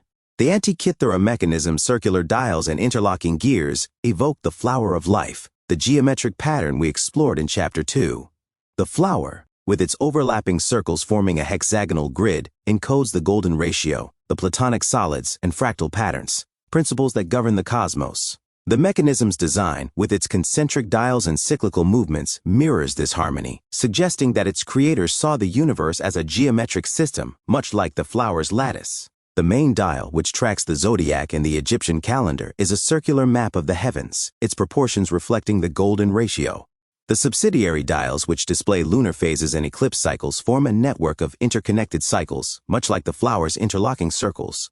This geometric elegance suggests that the mechanism was not just a tool, but a philosophical statement, a physical embodiment of the universe's unity. As we discussed in Chapter 5, quantum mechanics describes reality as a unified field of interconnected energies, a concept the flower and the Antikythera mechanism both seem to reflect. The mechanism's astronomical focus also aligns with the megalithic structures of Chapter 3, such as Stonehenge and the Great Pyramid, which were aligned with celestial events. Like these structures, the Antikythera mechanism may have been used in rituals, its dials guiding priests or astronomers in ceremonies that connected human consciousness to the cosmos. The flower of life, used in meditative practices as explored in Chapter 6, could have inspired its design, serving as a template for aligning the mechanism with the universe's harmonic patterns. The technological context. To understand the Antikythera mechanism's significance, we must consider the technological context of the Hellenistic world. Alexandria, a hub of learning in the 3rd–1st centuries BCE, was home to scholars like Archimedes and Hipparchus, who advanced mathematics, astronomy, and engineering. Archimedes' work on gear systems and Hipparchus's star catalogs likely influenced the mechanism's design, but its complexity suggests a broader tradition of mechanical knowledge, possibly inherited from earlier civilizations. The myths of lost civilizations, discussed in Chapter 4, offer a tantalizing possibility. Could the Antikythera mechanism be a remnant of technologies developed by Atlantis, Lemuria, or other advanced societies? Plato's description of Atlantis as a technologically sophisticated nation includes references to orichalcum, a mysterious alloy that may have been used in advanced machinery. While speculative, the mechanism's bronze construction and precision engineering suggest a lineage of knowledge that stretches beyond the Hellenistic period, perhaps to submerged sites like Yonaguni or Dwarka. The flower of life's presence in these earlier cultures supports this idea. Its geometric principles, found in Egyptian, Indian, and Mesoamerican artifacts, suggest a shared wisdom that may have included mechanical technologies. The Antikythera mechanism's gears, with their precise ratios, could have been designed using the flower's proportions, aligning the device with the cosmic order. This connection hints at a global network of knowledge, perhaps carried by survivors of cataclysms that erased earlier civilizations. Quantum parallels. The Antikythera mechanism's ability to model complex systems invites comparison to modern computing, particularly quantum computing. Classical computers process information in binary states 0 seconds and 1 second, much like the mechanism's gears, which encode astronomical data through physical positions. Quantum computers, however, use qubits that exist in superposition, allowing them to process multiple states simultaneously. This mirrors the mechanism's ability to track multiple celestial cycles at once, suggesting a proto-computational logic that resonates with quantum principles. Quantum entanglement, discussed in Chapter 5, offers another parallel. The mechanism's gears are interconnected, each movement affecting the others, much like entangled particles in a quantum system. This interconnectedness reflects the flower of life's lattice, where every circle influences the whole. If the mechanism was used in rituals, as some propose, it may have served as a tool for aligning human consciousness with this quantum web, allowing users to tap into the universe's interconnected rhythms. The concept of the unified field, also introduced in Chapter 5, further ties the mechanism to quantum mechanics. The device's ability to model the cosmos as a harmonious system suggests an understanding of the universe as a single, interconnected whole. The flower of life, with its representation of the unified field, may have guided this understanding, serving as a blueprint for the mechanism's design. This idea aligns with quantum field theory, which sees all particles and forces as excitations of a single field, a concept the ancients may have intuited through their symbols and technologies. The mechanism as a consciousness tool. As explored in Chapter 6, consciousness was a central technology for ancient cultures, used to navigate the cosmic web. The Antikythera mechanism may have played a similar role, its dial serving as a meditative focus for priests or astronomers. By turning the gears and observing the celestial cycles, users could enter a state of heightened awareness, aligning their minds with the universe's rhythms. The flower of life, used in similar practices, could have enhanced this process, its geometry guiding the mind toward quantum coherence. Modern research supports this idea. Neuroscientist Andrew Newberg's studies on meditation show that focusing on complex patterns, like the flower or the mechanism's dials, can induce altered states of consciousness. The mechanism's cyclical movements, mirroring the cosmos, may have synchronized brainwave activity, facilitating a connection to the quantum field. This aligns with the Orch theory, which posits that consciousness arises from quantum processes in the brain, potentially linking the mechanism's users to the non-local web of reality. The mechanism's astronomical precision also suggests a ritualistic purpose. In ancient Greece, festivals like the Panathenaea were timed to celestial events, with priests using astronomical knowledge to guide ceremonies. The Antikythera mechanism, with its ability to predict eclipses and lunar phases, could have been a sacred tool, used to align human activities with cosmic cycles. Its circular design, echoing the flower of life, may have symbolized this unity, reminding users of their place in the cosmic web. The lost tradition. The Antikythera mechanism's singularity raises a troubling question. Why is there no evidence of similar devices in the archaeological record? Its complexity suggests a tradition of mechanical engineering that should have left more traces. One possibility is that such devices were rare, reserved for elite or sacred use. Another is that they were lost in cataclysms, like those that submerged Yonaguni in Dwarka, or destroyed in events like the burning of the Library of Alexandria, which erased countless texts. The myths of Atlantis and Lemuria, discussed in Chapter 4, offer a speculative explanation. If these civilizations possessed advanced technologies, the Antikythera mechanism could be a surviving fragment, passed down through Hellenistic scholars. The flower of life's presence in these cultures supports this idea, suggesting a shared knowledge system that included mechanical and geometric principles. The mechanism's gears, with their precise ratios, may have been designed using the flower's proportions, aligning the device with the cosmic order. The destruction of such knowledge would explain the mechanism's uniqueness. The fall of Alexandria, invasions, and natural disasters could have erased a broader tradition of mechanical engineering, leaving the Antikythera mechanism as a lone survivor. The flower of life, carved into enduring stone, may have preserved this wisdom in symbolic form, a reminder of a lost technological heritage.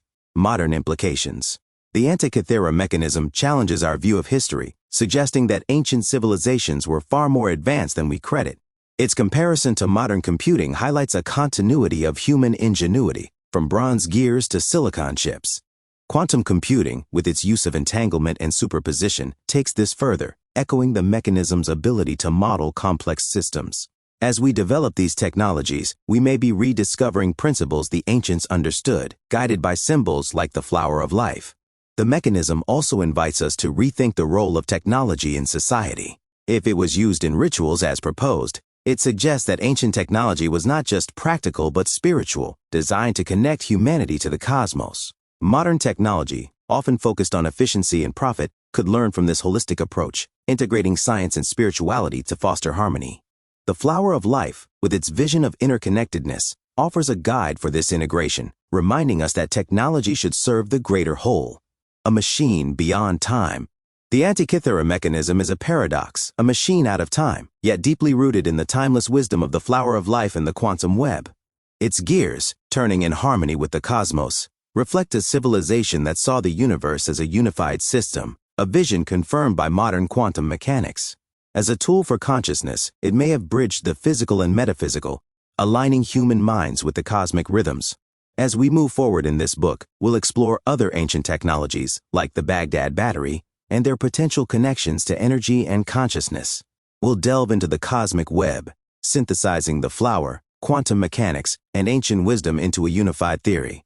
And we'll ask whether we can reclaim this knowledge to build a future that honors the interconnectedness of all things. For now, let the Antikythera mechanism stand as a beacon of ancient ingenuity, a machine that captures the dance of the stars and the pulse of the quantum field. Its gears, like the circles of the flower of life, remind us that we are part of a vast interconnected cosmos, where every turn of the wheel weaves another thread in the tapestry of eternity. Chapter 8. The Electric Ancients, Power Beyond the Past. Sparks in the Sands of Time. In the dusty storerooms of the Baghdad Museum, I once held a replica of a curious artifact, a clay jar, no larger than a fist, containing a copper cylinder and an iron rod. Known as the Baghdad Battery, this 2,000-year-old object, unearthed in Iraq, could generate a small electric current when filled with an acidic liquid. As Dr. Elias Thornton, a professor who has spent decades unraveling the threads of ancient wisdom and modern science, I see this unassuming jar as more than a curiosity. It's a spark that illuminates a forgotten era of technological ingenuity.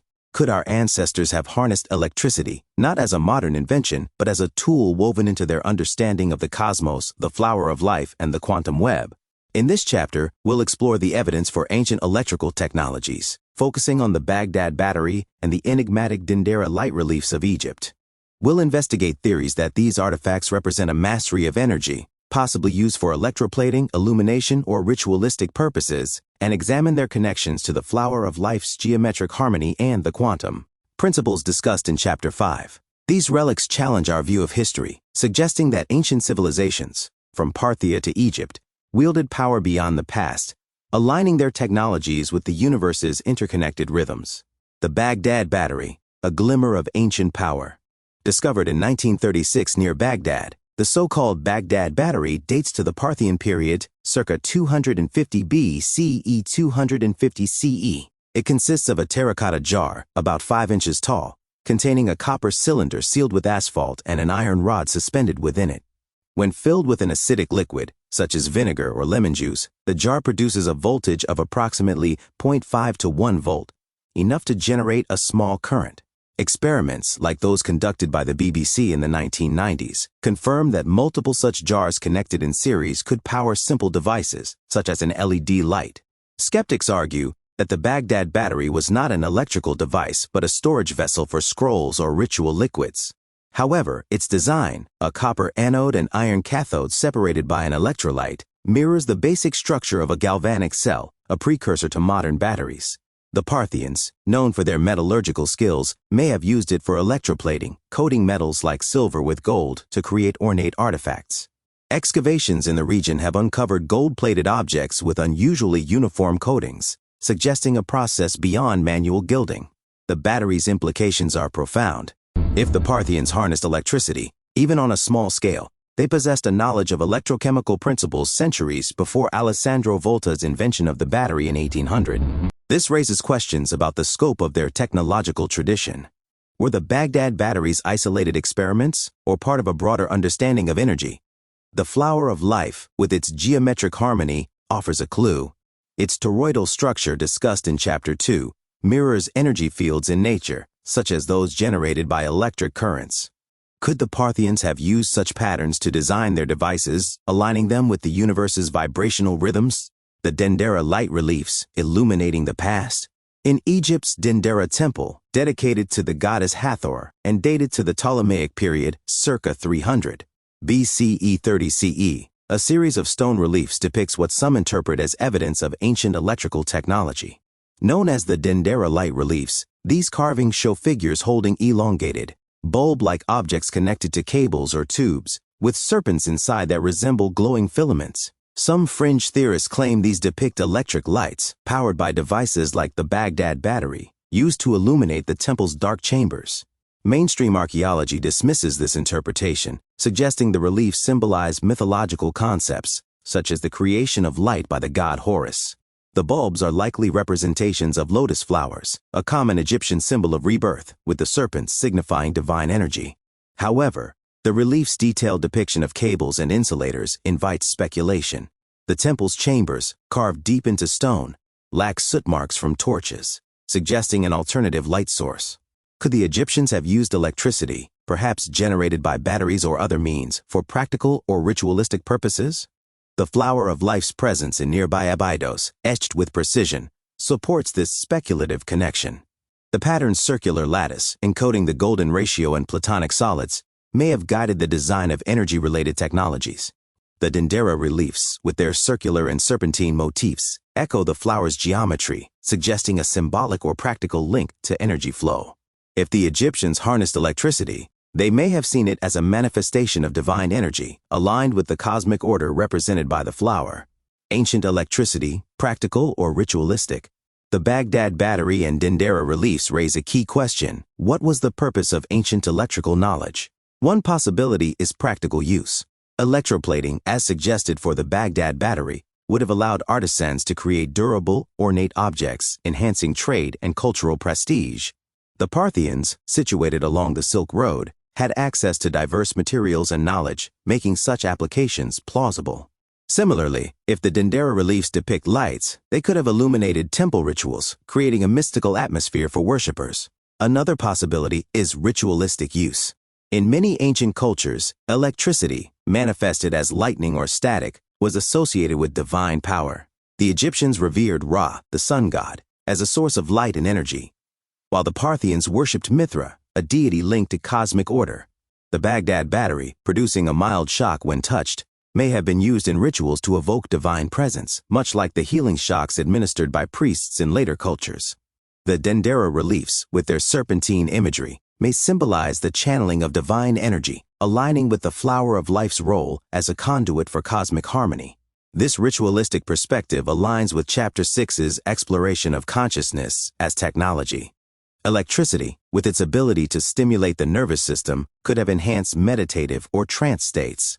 Modern studies, such as those by neuroscientist Michael Persinger, show that low-level electromagnetic fields can induce altered states of consciousness, suggesting that ancient electrical devices may have been tools for spiritual exploration. The flower of life, used in meditation, could have guided these practices, its geometry aligning the mind with the quantum field discussed in Chapter 5. Quantum underpinnings of ancient energy. The potential use of electricity by ancient cultures resonates with quantum mechanics, particularly the concept of energy as vibration. In quantum field theory, all particles and forces arise from vibrational modes in underlying fields, such as the electromagnetic field. Electricity, as a flow of electrons, is a manifestation of this field, governed by the same principles that shape the universe. The flower of life, with its toroidal structure, mirrors these energy fields, suggesting that ancient cultures understood electricity as part of a cosmic web. The Baghdad Battery's electrochemical design, converting chemical energy into electrical current, parallels quantum processes where energy transitions between states. The copper and iron components, acting as anode and cathode, create a potential difference, much like the quantum vacuum's fluctuations give rise to particles. If the Parthians designed the battery using the flower's proportions, they may have been aligning it with these quantum principles, creating a device that resonated with the universe's energetic rhythms. The Dendera reliefs, if they depict electrical devices, suggest a similar understanding. The serpentine filaments resemble plasma, a state of matter where electrons flow freely, creating light. Plasma is a key focus of quantum physics, as it exhibits collective behaviors that mirror entanglement. The flower of life's interconnected circles could have served as a schematic for such devices, guiding their construction to harness electromagnetic energies in harmony with the quantum field. The role of quartz in resonance. Many ancient sites associated with possible electrical technologies contain quartz, a material with piezoelectric properties. As discussed in Chapter 3, quartz generates an electric charge when subjected to pressure, making it a natural conductor of energy.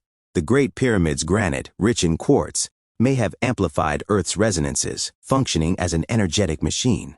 Similarly, the Baghdad Battery's asphalt seal, which insulates the copper and iron, could have been paired with quartz crystals to enhance its output, creating a resonance circuit. The flower of life's geometry, with its vibrational harmony, may have guided the use of quartz in these technologies. Its toroidal structure, discussed in Chapter 2, mirrors the energy fields generated by piezoelectric materials. Ancient cultures, by aligning their devices with the flower's proportions, could have created systems that resonated with the Earth's electromagnetic field, amplifying their effects. This idea aligns with quantum mechanics' emphasis on resonance, where particles interact through synchronized vibrations. The Dendera temple, with its quartz-rich stone, may have been designed to enhance these resonances. The relief serpentine imagery, evoking energy flow, suggests a knowledge of electromagnetic principles. If the temple used electrical devices, quartz could have stabilized or amplified their output, creating a space where energy and consciousness intertwined. This resonates with Chapter 6's exploration of consciousness as technology, where sacred sites were designed to align the mind with the quantum web. Connections to lost civilizations. The artifacts discussed here, the Baghdad Battery, the Dendera reliefs, may be remnants of the lost civilizations explored in Chapter 4. The submerged city of Dwarka, with its advanced masonry, could have housed similar technologies, its grid-like layout aligning with the flower of life's geometry.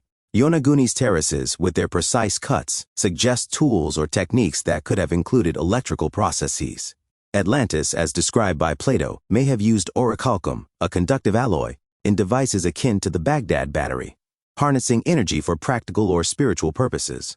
The flower of life's presence in these cultures suggests a shared knowledge system, where energy technologies were designed in harmony with cosmic principles. The Antikythera mechanism, explored in Chapter 7, demonstrates a mechanical sophistication that could have extended to electrical devices, forming a broader technological tradition. If these civilizations understood electricity as a manifestation of the quantum field, they may have used the flower to guide their innovations, creating a science that integrated the physical and metaphysical. The destruction of knowledge. Why is the evidence for ancient electrical technologies so sparse? The Baghdad Battery is one of few surviving examples, and the Dendera reliefs remain controversial. As with the Antikythera mechanism, the destruction of knowledge, through cataclysms, invasions, or cultural shifts, may explain this scarcity. The fall of the Library of Alexandria, which housed texts from ancient civilizations, likely erased records of such technologies. The Younger Dryas cataclysm, discussed in Chapter 4, submerged coastal cities like Yonaguni, potentially wiping out entire technological traditions. The flower of life, carved into enduring stone, may have preserved this knowledge in symbolic form. Its presence in Egypt, India, and beyond suggests that survivors of these lost civilizations carried their wisdom forward, embedding it in symbols and structures. The Baghdad Battery and Dendera reliefs, though rare, are glimpses of this heritage, sparks that hint at a once vibrant tradition of energy manipulation, modern parallels, and future potential. The idea of ancient electrical technologies resonates with modern advancements. The Baghdad Battery's electrochemical design prefigures modern batteries, while the Dendera reliefs, if they depict lights, anticipate electric illumination.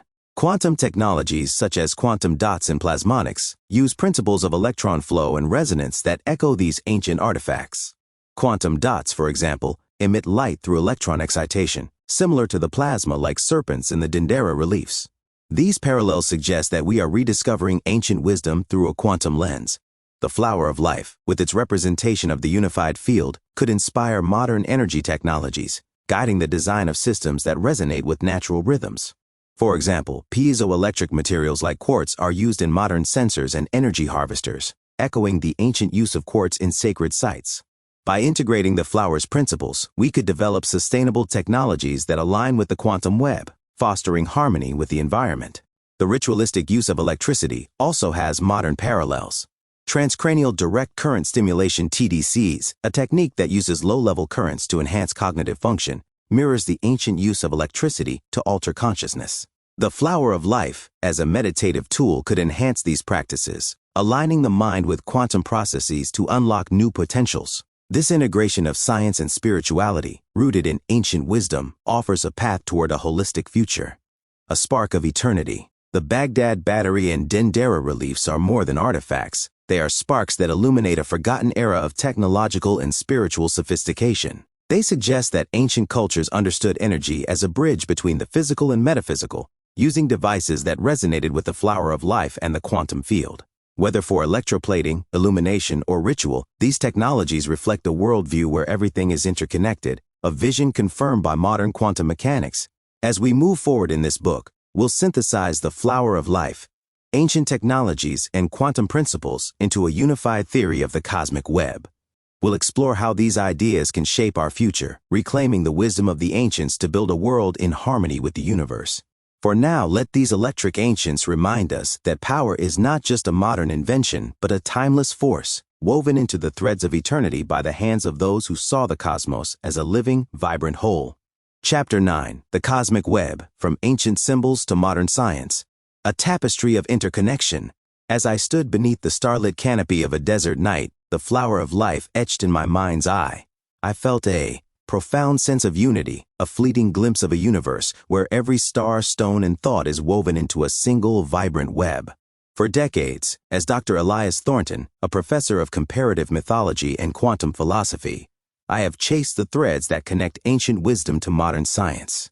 From the precision gears of the Antikythera mechanism to the electric hum of the Baghdad Battery, from the megalithic alignments of Stonehenge to the quantum dance of entangled particles, these threads converge in a vision of reality that transcends time, the cosmic web.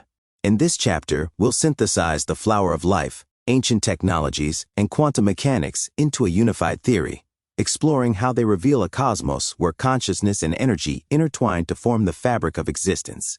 Here, we'll draw together the insights of previous chapters, examining how the flower of life's geometry mirrors the quantum field, how ancient technologies harness this field, and how consciousness acts as a bridge between the physical and metaphysical. We'll explore parallels between ancient symbols and modern scientific discoveries, proposing that our ancestors understood the universe as a holistic system, a truth we are only now rediscovering. This cosmic web, encoded in the flower and confirmed by quantum mechanics, offers a framework for understanding our place in the universe and a guide for shaping our future. The flower of life, a map of the cosmic web. The flower of life, with its interlocking circles forming a hexagonal grid, has been our guiding symbol throughout this journey. As explored in Chapter 2, its geometry encodes the golden ratio, the platonic solids, and fractal patterns, mathematical principles that govern the structure of the universe. From the Temple of Osiris in Abydos to the Forbidden City in China, this pattern appears across cultures, suggesting a universal insight into the nature of reality. But what if the flower is more than a symbol? What if it is a map of the cosmic web, a visual representation of the interconnected field that binds all things?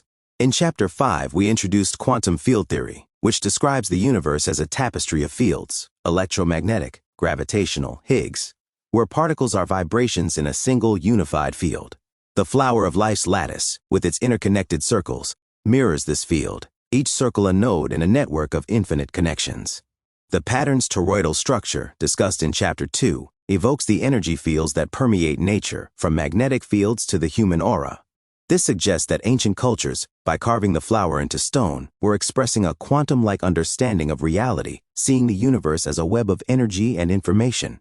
The flower's presence in ancient technologies, from the Antikythera mechanism's dials Chapter 7 to the Baghdad Battery's design Chapter 8, supports this idea. Its geometric harmony may have guided the construction of these devices, aligning them with the cosmic web's rhythms. The megalithic structures of Chapter 3, such as Stonehenge and the Great Pyramid, with their astronomical alignments and quartz, rich materials may have been designed to resonate with this web, functioning as amplifiers of energy and consciousness. The flower of life, then, is not just a decorative motif, but a schematic, a blueprint for interacting with the universe's fundamental structure. Quantum mechanics and the web of existence. Quantum mechanics, as we explored in Chapter 5, reveals a universe where interconnection is the rule, not the exception. Entanglement, where particles share a connection across vast distances, suggests that the universe is a single, holistic system. The unified field, a theoretical framework where all forces and particles arise from a single source, echoes this vision, portraying reality as a web of vibrating energies. These concepts resonate with the flower of life's interconnected circles, each touching its neighbors in a lattice that extends infinitely. The concept of non-locality, where information transcends space and time, further ties quantum mechanics to the cosmic web. Experiments, like those by physicist Alain Aspect in the 1980s, confirm that entangled particles can influence each other instantaneously, defying classical notions of causality. This aligns with ancient philosophies, such as the Vedic Indra's net, a metaphor for a universe where every jewel reflects all others. The flower of life, with its repeating patterns, may have been a visual representation of this non-local web, used by ancient cultures to navigate its mysteries. The quantum vacuum, a seething sea of virtual particles, is the foundation of this web. Far from empty, it is a field of infinite potential, giving rise to the particles that form matter. The flower's fractal geometry, capable of infinite expansion, mirrors this potential, suggesting that ancient cultures understood the universe as a dynamic, creative system. The technologies of lost civilizations, discussed in Chapter 4, may have tapped into this vacuum, using devices like the Baghdad Battery or the Great Pyramid to harness its energy. The flower of life, with its harmonic proportions, could have guided these efforts, aligning human creations with the quantum field. Consciousness, the thread that binds. Consciousness, as explored in Chapter 6, is the key to navigating the cosmic web. The Orch, or theory by Roger Penrose and Stuart Hameroff, posits that consciousness arises from quantum processes in the brain's microtubules, potentially linking the mind to the unified field. This suggests that consciousness is not a local phenomenon, but a non-local one, connected to the quantum web through entanglement. Ancient cultures, by using rituals and symbols like the flower of life, may have mastered this connection, aligning their minds with the cosmos to access universal knowledge. The meditative practices of ancient Egypt, India, and Mesoamerica, often centered on the flower or similar patterns, were technologies for enhancing consciousness. As we discussed in Chapter 6, the flower's geometry induces a trance-like state, synchronizing brainwave activity with quantum processes. This aligns with modern neuroscience, where studies by researchers like Andrew Newberg show that geometric patterns can trigger altered states of consciousness. The flower, then, may have been a neural map, guiding meditators through the non-local web to access the Akasha, the cosmic repository of all information described in Vedic tradition. The megalithic structures of Chapter 3, with their acoustic resonances and quartz-rich materials, amplified these practices. The hypogeum of Hal Saflieni in Malta, resonating at 110 Hz, and the Great Pyramid's King's Chamber, with its piezoelectric granite, created environments where consciousness could resonate with the quantum field. The flower of life's toroidal structure, mirroring these energy fields, may have guided their design, ensuring that these spaces aligned with the cosmic web. This suggests that ancient technologies were not just physical but metaphysical, designed to bridge the material and spiritual through consciousness. Ancient technologies as web interfaces. The technologies explored in this book, the Antikythera mechanism Chapter 7, the Baghdad Battery Chapter 8, and the megalithic structures Chapter 3, can be seen as interfaces to the cosmic web. The Antikythera mechanism, with its gears modeling celestial cycles, was a mechanical representation of the universe's interconnected rhythms. Its circular dials, echoing the flower of life, suggest a design that aligned with the quantum field, allowing users to interact with cosmic patterns through observation and ritual. The Baghdad Battery, generating a small electric current, may have been a tool for manipulating the electromagnetic field, a component of the quantum web. Its electrochemical design, converting chemical energy into electrical flow, parallels quantum processes where energy transitions between states. If aligned with the flower's geometry, as speculated in Chapter 8, The battery could have resonated with the universe's vibrational patterns, serving practical or ritualistic purposes. The dendrolite reliefs, with their serpentine imagery, suggest a similar manipulation of energy, possibly used to enhance consciousness or illuminate sacred spaces. The submerged structures of Yanaguni and Dwarka, discussed in Chapter 4, may have been entire cities designed as interfaces to the cosmic web. Their grid-like layouts and geometric patterns, resembling the flower of life, suggest a planning principle that aligned with cosmic harmonies. These civilizations, like Atlantis or Lemuria, may have used technologies that harnessed the quantum vacuum, creating societies that operated in resonance with the universe. The flower's presence in their artifacts indicates a shared knowledge system, where energy, consciousness, and geometry were integrated into a holistic science. The cosmic web in ancient philosophy. Ancient philosophies, from the Vedic Upanishads to the Taoist Tao Te Ching, reflect this vision of a cosmic web. The Upanishads describe Brahman as a universal consciousness that permeates all things, a concept akin to the unified field. The Tao, the formless source of all creation, mirrors the quantum vacuum's infinite potential. These ideas, expressed through symbols like the flower of life, suggest that ancient cultures saw the universe as a living, interconnected system, a perspective confirmed by quantum mechanics. The Buddhist concept of Indra's net, introduced in Chapter 5, is particularly evocative. Each jewel in the net reflects all others, symbolizing a universe where every part is interconnected. This mirrors quantum entanglement, where particles share a connection across space and time. The flower of life, with its lattice of circles, visually represents this net, its geometry guiding ancient meditators through the web's infinite connections. The rituals of Chapter 6, conducted in megalithic temples or with devices like the Antikythera mechanism, may have been methods for accessing this net, aligning human consciousness with the cosmos. The myths of lost civilizations, explored in Chapter 4, also reflect this worldview. Atlantis, with its concentric rings, and Dwarka, with its grid-like streets, were designed in harmony with the flower's geometry, suggesting societies that saw themselves as part of the cosmic web. Their technologies, from orichalcum alloys to possible electrical devices, may have been tools for interacting with this web, harnessing its energies for practical and spiritual purposes. The flower of life, as a universal symbol, may have been their key to this knowledge, a map of the universe's underlying structure. Modern science and the rediscovery of the web. Modern science is converging on this ancient vision through quantum mechanics and related fields. Quantum computing, which uses entangled qubits to process information, mirrors the Antikythera mechanism's ability to model complex systems.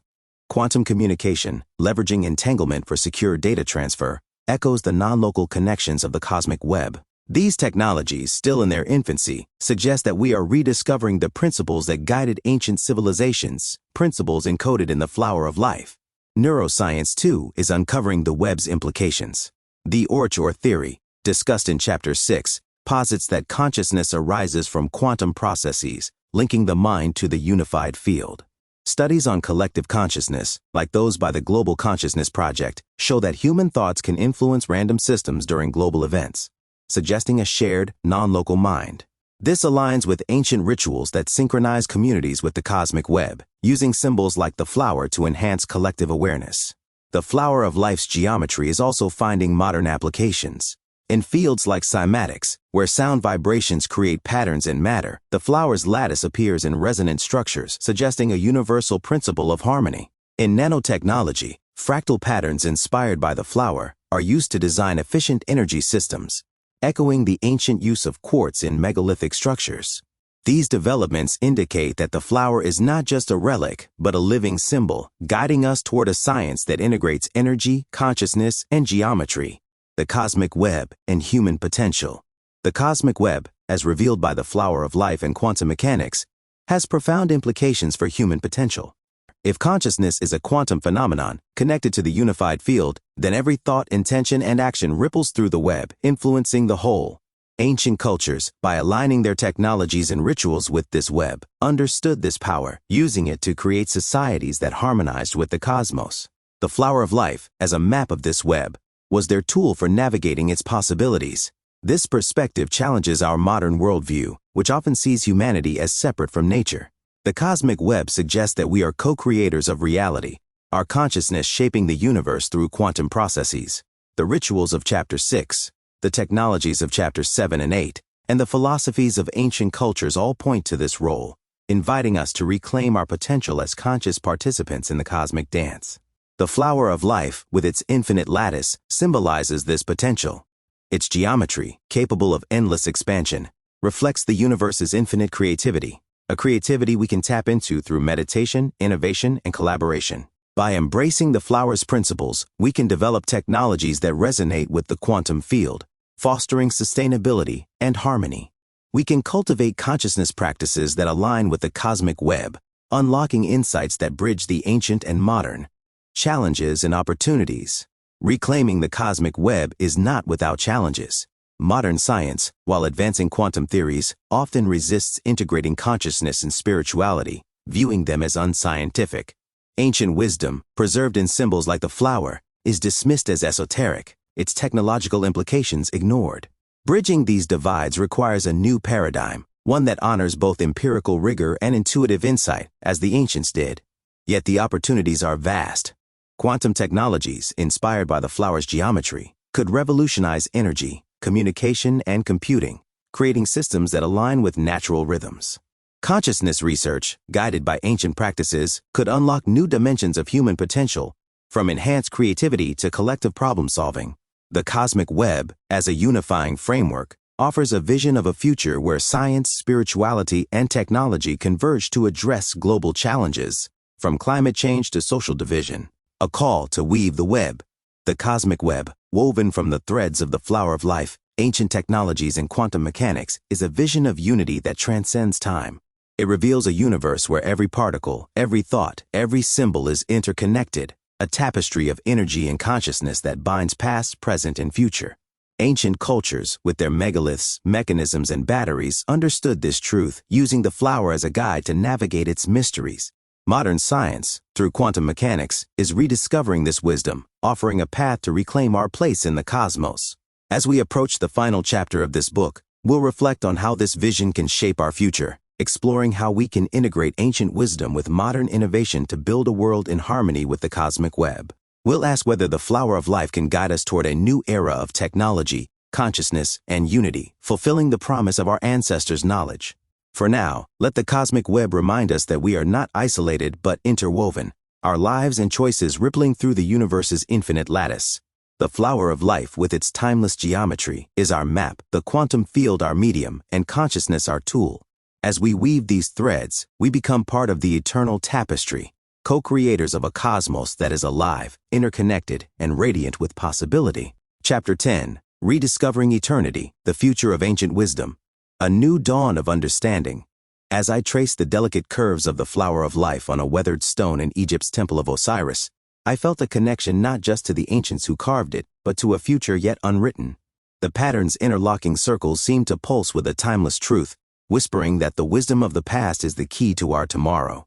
As Dr. Elias Thornton, a professor who has spent decades weaving the threads of ancient technology, sacred geometry, and quantum philosophy, I have come to see our era as a pivotal moment, a chance to rediscover the eternal truths encoded in symbols like the flower of life and to integrate them with modern science for a harmonious future.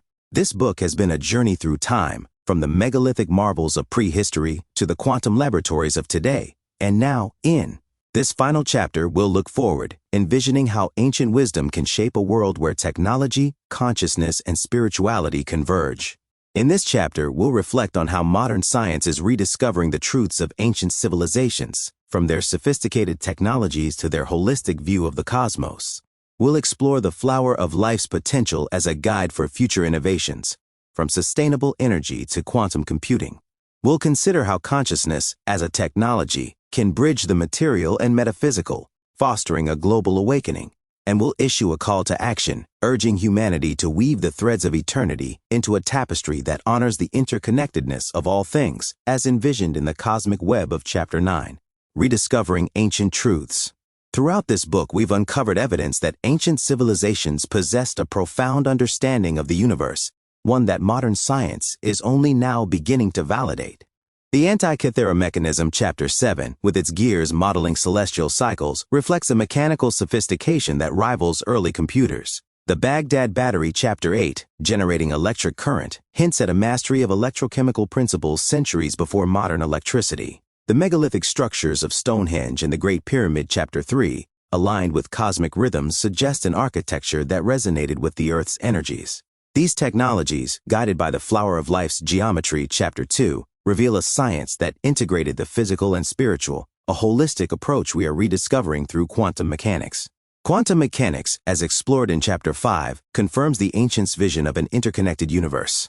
Entanglement, where particles share a connection across vast distances, mirrors the Flower of Life's lattice of interlocking circles. The unified field, a single source of all matter and energy, resonates with the Vedic Brahman and the Taoist Tao, philosophies that saw reality as a cosmic web. Chapter 9. The Flower of Life, found in cultures from Egypt to Mesoamerica, may have been a map of this web, used to align technologies and consciousness with the universe's fundamental structure. The lost civilizations of Atlantis, Lemuria, Yonaguni, and Dwarka, Chapter 4, offer further evidence of this wisdom. Their submerged ruins, with precise stonework and geometric designs, suggest societies that harnessed advanced technologies, possibly including acoustic levitation or electrical devices. The Flower of Life's presence in their artifacts indicates a shared knowledge system, one that saw the universe as a harmonious whole. Modern archaeology, through marine excavations and advanced imaging, is uncovering these truths, validating myths once dismissed as fantasy. Consciousness, as a technology, Chapter 6, is perhaps the most profound rediscovery. Ancient rituals, using the Flower of Life in resonant spaces like the hypogeum of Halsaflini, enhanced awareness, aligning the mind with the quantum field. The Orchard theory, proposing that consciousness arises from quantum processes in the brain, suggests that the ancients' meditative practices were scientific in their precision, tapping into the non-local web of reality. Modern neuroscience, with studies on meditation and brainwave synchronization, is confirming these insights, bridging ancient spirituality with contemporary science. The Flower of Life in future technologies. The Flower of Life, with its mathematical elegance and universal presence, holds immense potential as a guide for future technologies. Its geometry, encoding the golden ratio, platonic solids, and fractals, offers principles for designing systems that resonate with natural rhythms. As we face global challenges like climate change and resource depletion, the flower's vision of harmony could inspire innovations that align with the cosmic web, fostering sustainability and unity. In energy technology, the flower's toroidal structure, discussed in Chapter 2, mirrors the flow of electromagnetic fields, offering a model for efficient energy systems. Modern experiments in piezoelectricity, where materials like quartz generate electricity under pressure, echo the ancient use of quartz in megalithic structures. Chapter 3. By designing energy harvesters based on the flower's geometry, we could create devices that capture ambient vibrations, powering cities with minimal environmental impact. The Baghdad Battery's electrochemical design, Chapter 8, prefigures such innovations, suggesting that ancient principles can inform modern solutions. Quantum computing, leveraging entanglement and superposition, is another frontier where the flower could shine. As explored in Chapter 7, the Antikythera mechanism's ability to model complex systems parallels quantum computing's processing power. The flower's lattice, with its interconnected nodes, resembles the architecture of quantum networks, where qubits share information non-locally. By using the flower as a design template, engineers could develop quantum systems that mimic the universe's harmonic structure, enhancing efficiency and scalability. Such systems could solve problems from climate modeling to medical research, fulfilling the ancients' vision of technology as a tool for cosmic understanding. In nanotechnology, the flower's fractal patterns offer inspiration for creating materials with unique properties. Fractal structures, found in nature from snowflakes to galaxies, maximize surface area and efficiency, as seen in modern solar cells and catalysts. The flower's geometry, used in ancient architecture like the Great Pyramid, could guide the design of nanomaterials that enhance energy storage or drug delivery, aligning technology with the universe's intrinsic order. This echoes the speculative technologies of lost civilizations, Chapter 4, which may have used advanced materials like orichalcum to interact with the quantum field. Consciousness as a catalyst for change. Consciousness, as a quantum technology, Chapter 6, is the cornerstone of this future vision. The flower of life, used in ancient meditative practices, aligns the mind with the cosmic web, enhancing awareness and creativity. Modern research, such as that by the Mind and Life Institute, shows that meditation improves cognitive function, reduces stress, and fosters empathy, qualities essential for addressing global challenges. By integrating the flower into mindfulness practices, we can cultivate a collective consciousness that resonates with the quantum field, driving social and environmental change. The Global Consciousness Project, mentioned in Chapter 6, demonstrates that human thoughts can influence random systems during significant events, suggesting a shared, non-local mind. Ancient rituals, conducted in megalithic temples or with devices like the Antikythera mechanism, synchronized communities with this mind, fostering unity and purpose. By reviving such practices, using the flower as a focal point, we can create global networks of conscious collaboration, harnessing collective intention to solve problems like inequality and ecological collapse. Emerging technologies such as brain-computer interfaces offer a modern parallel. These devices, which translate brainwave activity into digital signals, echo the ancient use of sound and geometry to alter consciousness. By incorporating the flower's patterns into their design, we could enhance their effectiveness, creating interfaces that align with the brain's quantum processes. This could enable direct interaction with the cosmic web, allowing individuals to access universal knowledge or communicate non-locally, fulfilling the Vedic vision of the Akasha, integrating spirituality and science. The ancients, as we've seen throughout this book, saw no separation between science and spirituality. The flower of life, guiding both their technologies and rituals, was a symbol of this integration, representing a universe where matter and consciousness are one. Modern science, with its focus on empirical data, often dismisses spirituality, creating a fragmented worldview that fuels disconnection and conflict. To rediscover eternity, we must bridge this divide, embracing a holistic paradigm that honors both reason and intuition.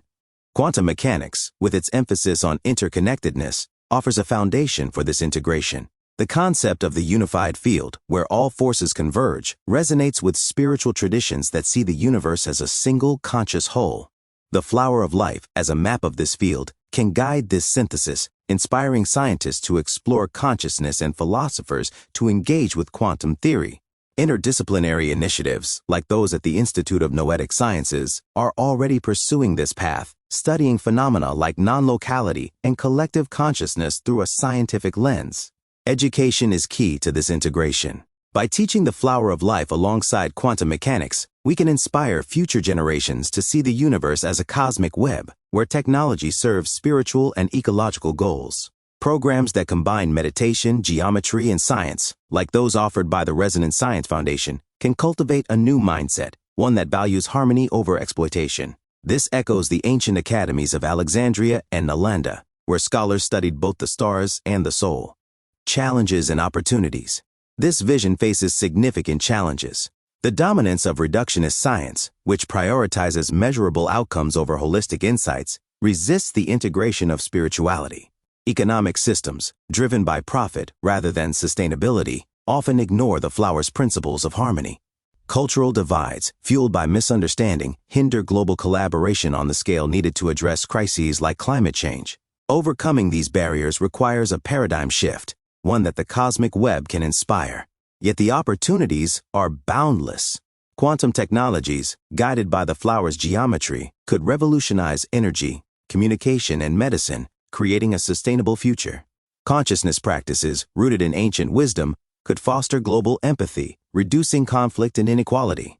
The flower of life, as a universal symbol, can unite diverse cultures, reminding us of our shared heritage and potential.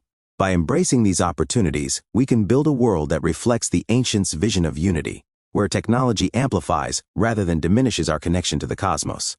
A vision for the future. Imagine a world where cities are designed like the flower of life, their layouts resonating with the Earth's energies to foster health and harmony. Energy systems, inspired by the flower's toroidal flow, harness ambient vibrations to power communities without waste. Quantum computers, modeled on the flower's lattice, solve global challenges with unprecedented speed, while brain-computer interfaces, guided by its geometry, unlock the mind's creative potential. Schools teach the flower alongside science, cultivating a generation that sees the universe as a cosmic web, where every action ripples through the whole. In this world, consciousness is recognized as our greatest technology, used to align individuals and communities with the quantum field. Meditation centers, echoing ancient temples, use the flower to synchronize collective intention, addressing global crises through shared awareness. Spirituality and science are partners, their insights woven into a holistic understanding of reality. This is not a utopian fantasy, but a practical vision, rooted in the wisdom of the ancients and the discoveries of today. A call to action. The threads of eternity, ancient technology, the flower of life, quantum mechanics, and consciousness converge in a call to action, to rediscover the wisdom of our ancestors and weave it into our future. This begins with each of us.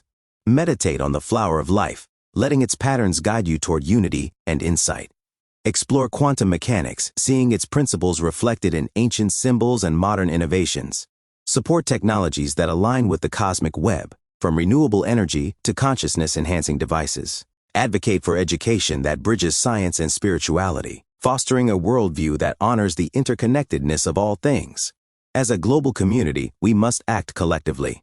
Fund research that integrates quantum theory with consciousness studies, reviving the interdisciplinary spirit of ancient scholars. Preserve archaeological sites like Yonaguni and Dwarka, uncovering the technologies that shaped our past. Create networks of collaboration, using the flower as a symbol of unity to bridge cultural divides. By weaving these threads, we can build a future that reflects the cosmic web, where humanity thrives in harmony with the universe. The Eternal Tapestry. This book began with a question: what if the ancients understood truths we're only now rediscovering? From the precision of Pumapunku stones to the gears of the Antikythera mechanism, from the electric hum of the Baghdad Battery to the meditative power of the flower of life, we've found answers that challenge our view of history. Quantum mechanics, with its vision of entanglement and the unified field, confirms these truths, revealing a universe where everything is connected. Consciousness as a quantum technology is our tool for navigating this web, a legacy from the ancients that we must reclaim. The flower of life, with its timeless geometry, is our guide, a symbol that spans millennia and cultures to remind us of our unity. It calls us to rediscover eternity, not as a distant ideal but as a living reality, woven into every moment, every choice, every innovation. As we stand at this crossroads, the threads of eternity are in our hands, ready to be woven into a tapestry that reflects the cosmos's radiant harmony. Let us answer this call, embracing the wisdom of the ancients and the discoveries of science to build a future where technology serves the soul, where consciousness connects us to the stars, and where the flower of life blooms in every heart. In this act of rediscovery, we become co-creators of the eternal, weaving a world that shines with the light of unity, love, and infinite possibility. As we reach the end of this journey through the threads of eternity, the flower of life remains our guiding star, its interlocking circles a testament to the unity that binds past, present, and future. From the precision-cut stones of Pumapunku to the celestial gears of the Antikythera mechanism, from the electric hum of the Baghdad Battery to the resonant chambers of the Great Pyramid, we've uncovered a tapestry of ancient wisdom that challenges our understanding of history. These artifacts, explored across 10 chapters, reveal civilizations that master technologies and philosophies resonant with the cosmic web, a vision of interconnectedness now confirmed by quantum mechanics. The Flower of Life, with its sacred geometry, Chapter 2, served as a blueprint for these achievements, encoding the golden ratio and platonic solids that mirror the universe's structure. Megalithic structures, Chapter 3, and lost civilizations, like Atlantis and Dwarka, Chapter 4, aligned with this geometry, harnessing Earth's energies to create spaces of spiritual and technological power. Quantum mechanics, through entanglement and the unified field, Chapter 5, validates this vision, portraying a universe where every particle is linked.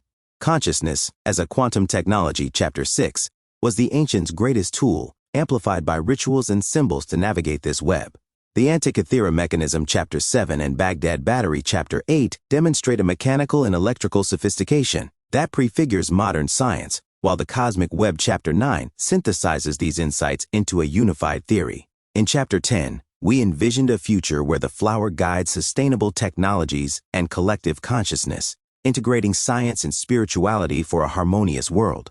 These threads, geometry, technology, quantum reality, and consciousness, reveal a truth. Our ancestors understood the universe as a living, interconnected whole, a truth we must reclaim. This book is a call to awaken. By meditating on the flower of life, exploring quantum principles, and supporting holistic innovations, we can weave a future that honors the cosmic web. Let us become TO creators, using ancient wisdom to address modern challenges, from climate change to social division. The threads of eternity are ours to weave, a tapestry of unity, creativity, and hope. Closing word.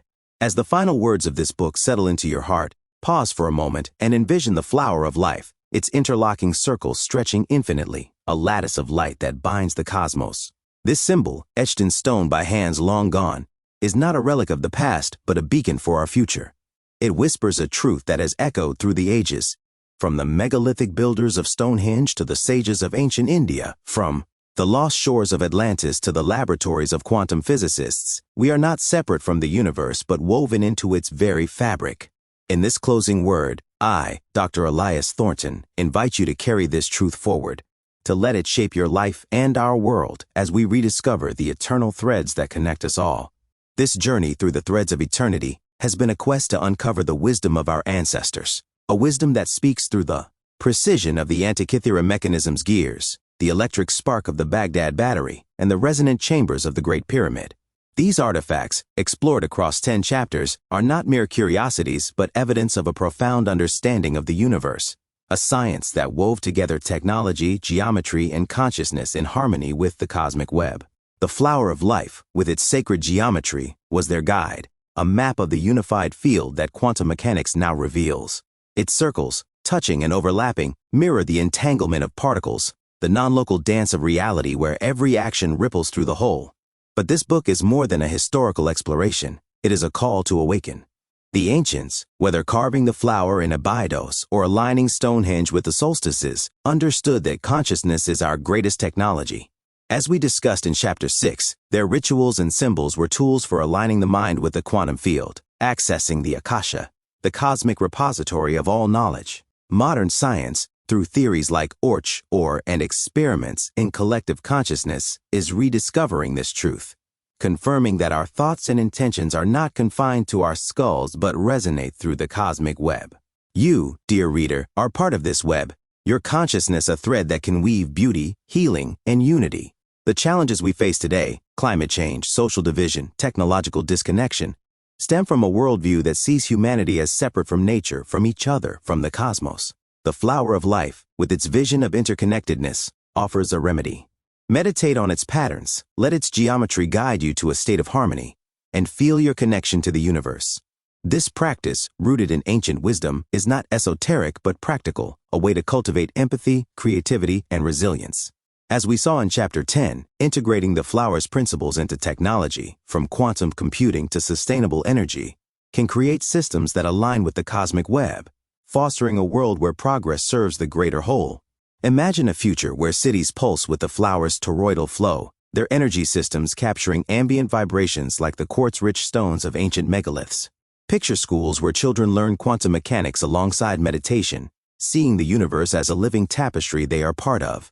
Envision communities united by shared rituals, their collective consciousness amplified by the flower's geometry, solving global crises through synchronized intention. This is not a dream, but a possibility, one that begins with each of us choosing to weave the threads of eternity into our lives. Yet this vision requires courage.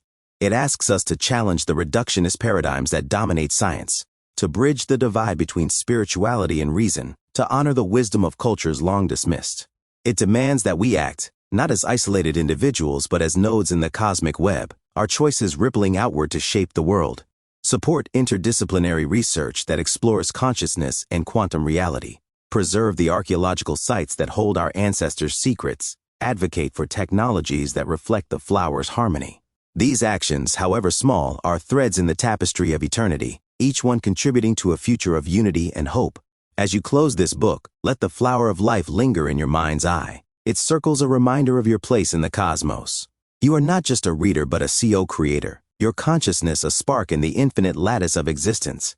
Carry this spark into the world, let it illuminate your path, and share it with others. The ancients, with their symbols and technologies, wove a legacy of wisdom that has endured through millennia. Now, it is our turn to continue this work, to rediscover eternity in every moment, every connection, every act of love. In the quiet of this moment, as the universe hums with the vibrations of the cosmic web, know that you are eternal. Your thoughts, your dreams, your actions are threads that weave the future, connecting you to the stars, the stones, and the souls who came before. Let the flower of life bloom in your heart, a symbol of the unity that binds us all. Together, we will weave a world that shines with the light of eternity, a testament to the truth that we are one, forever interwoven in the radiant tapestry of existence.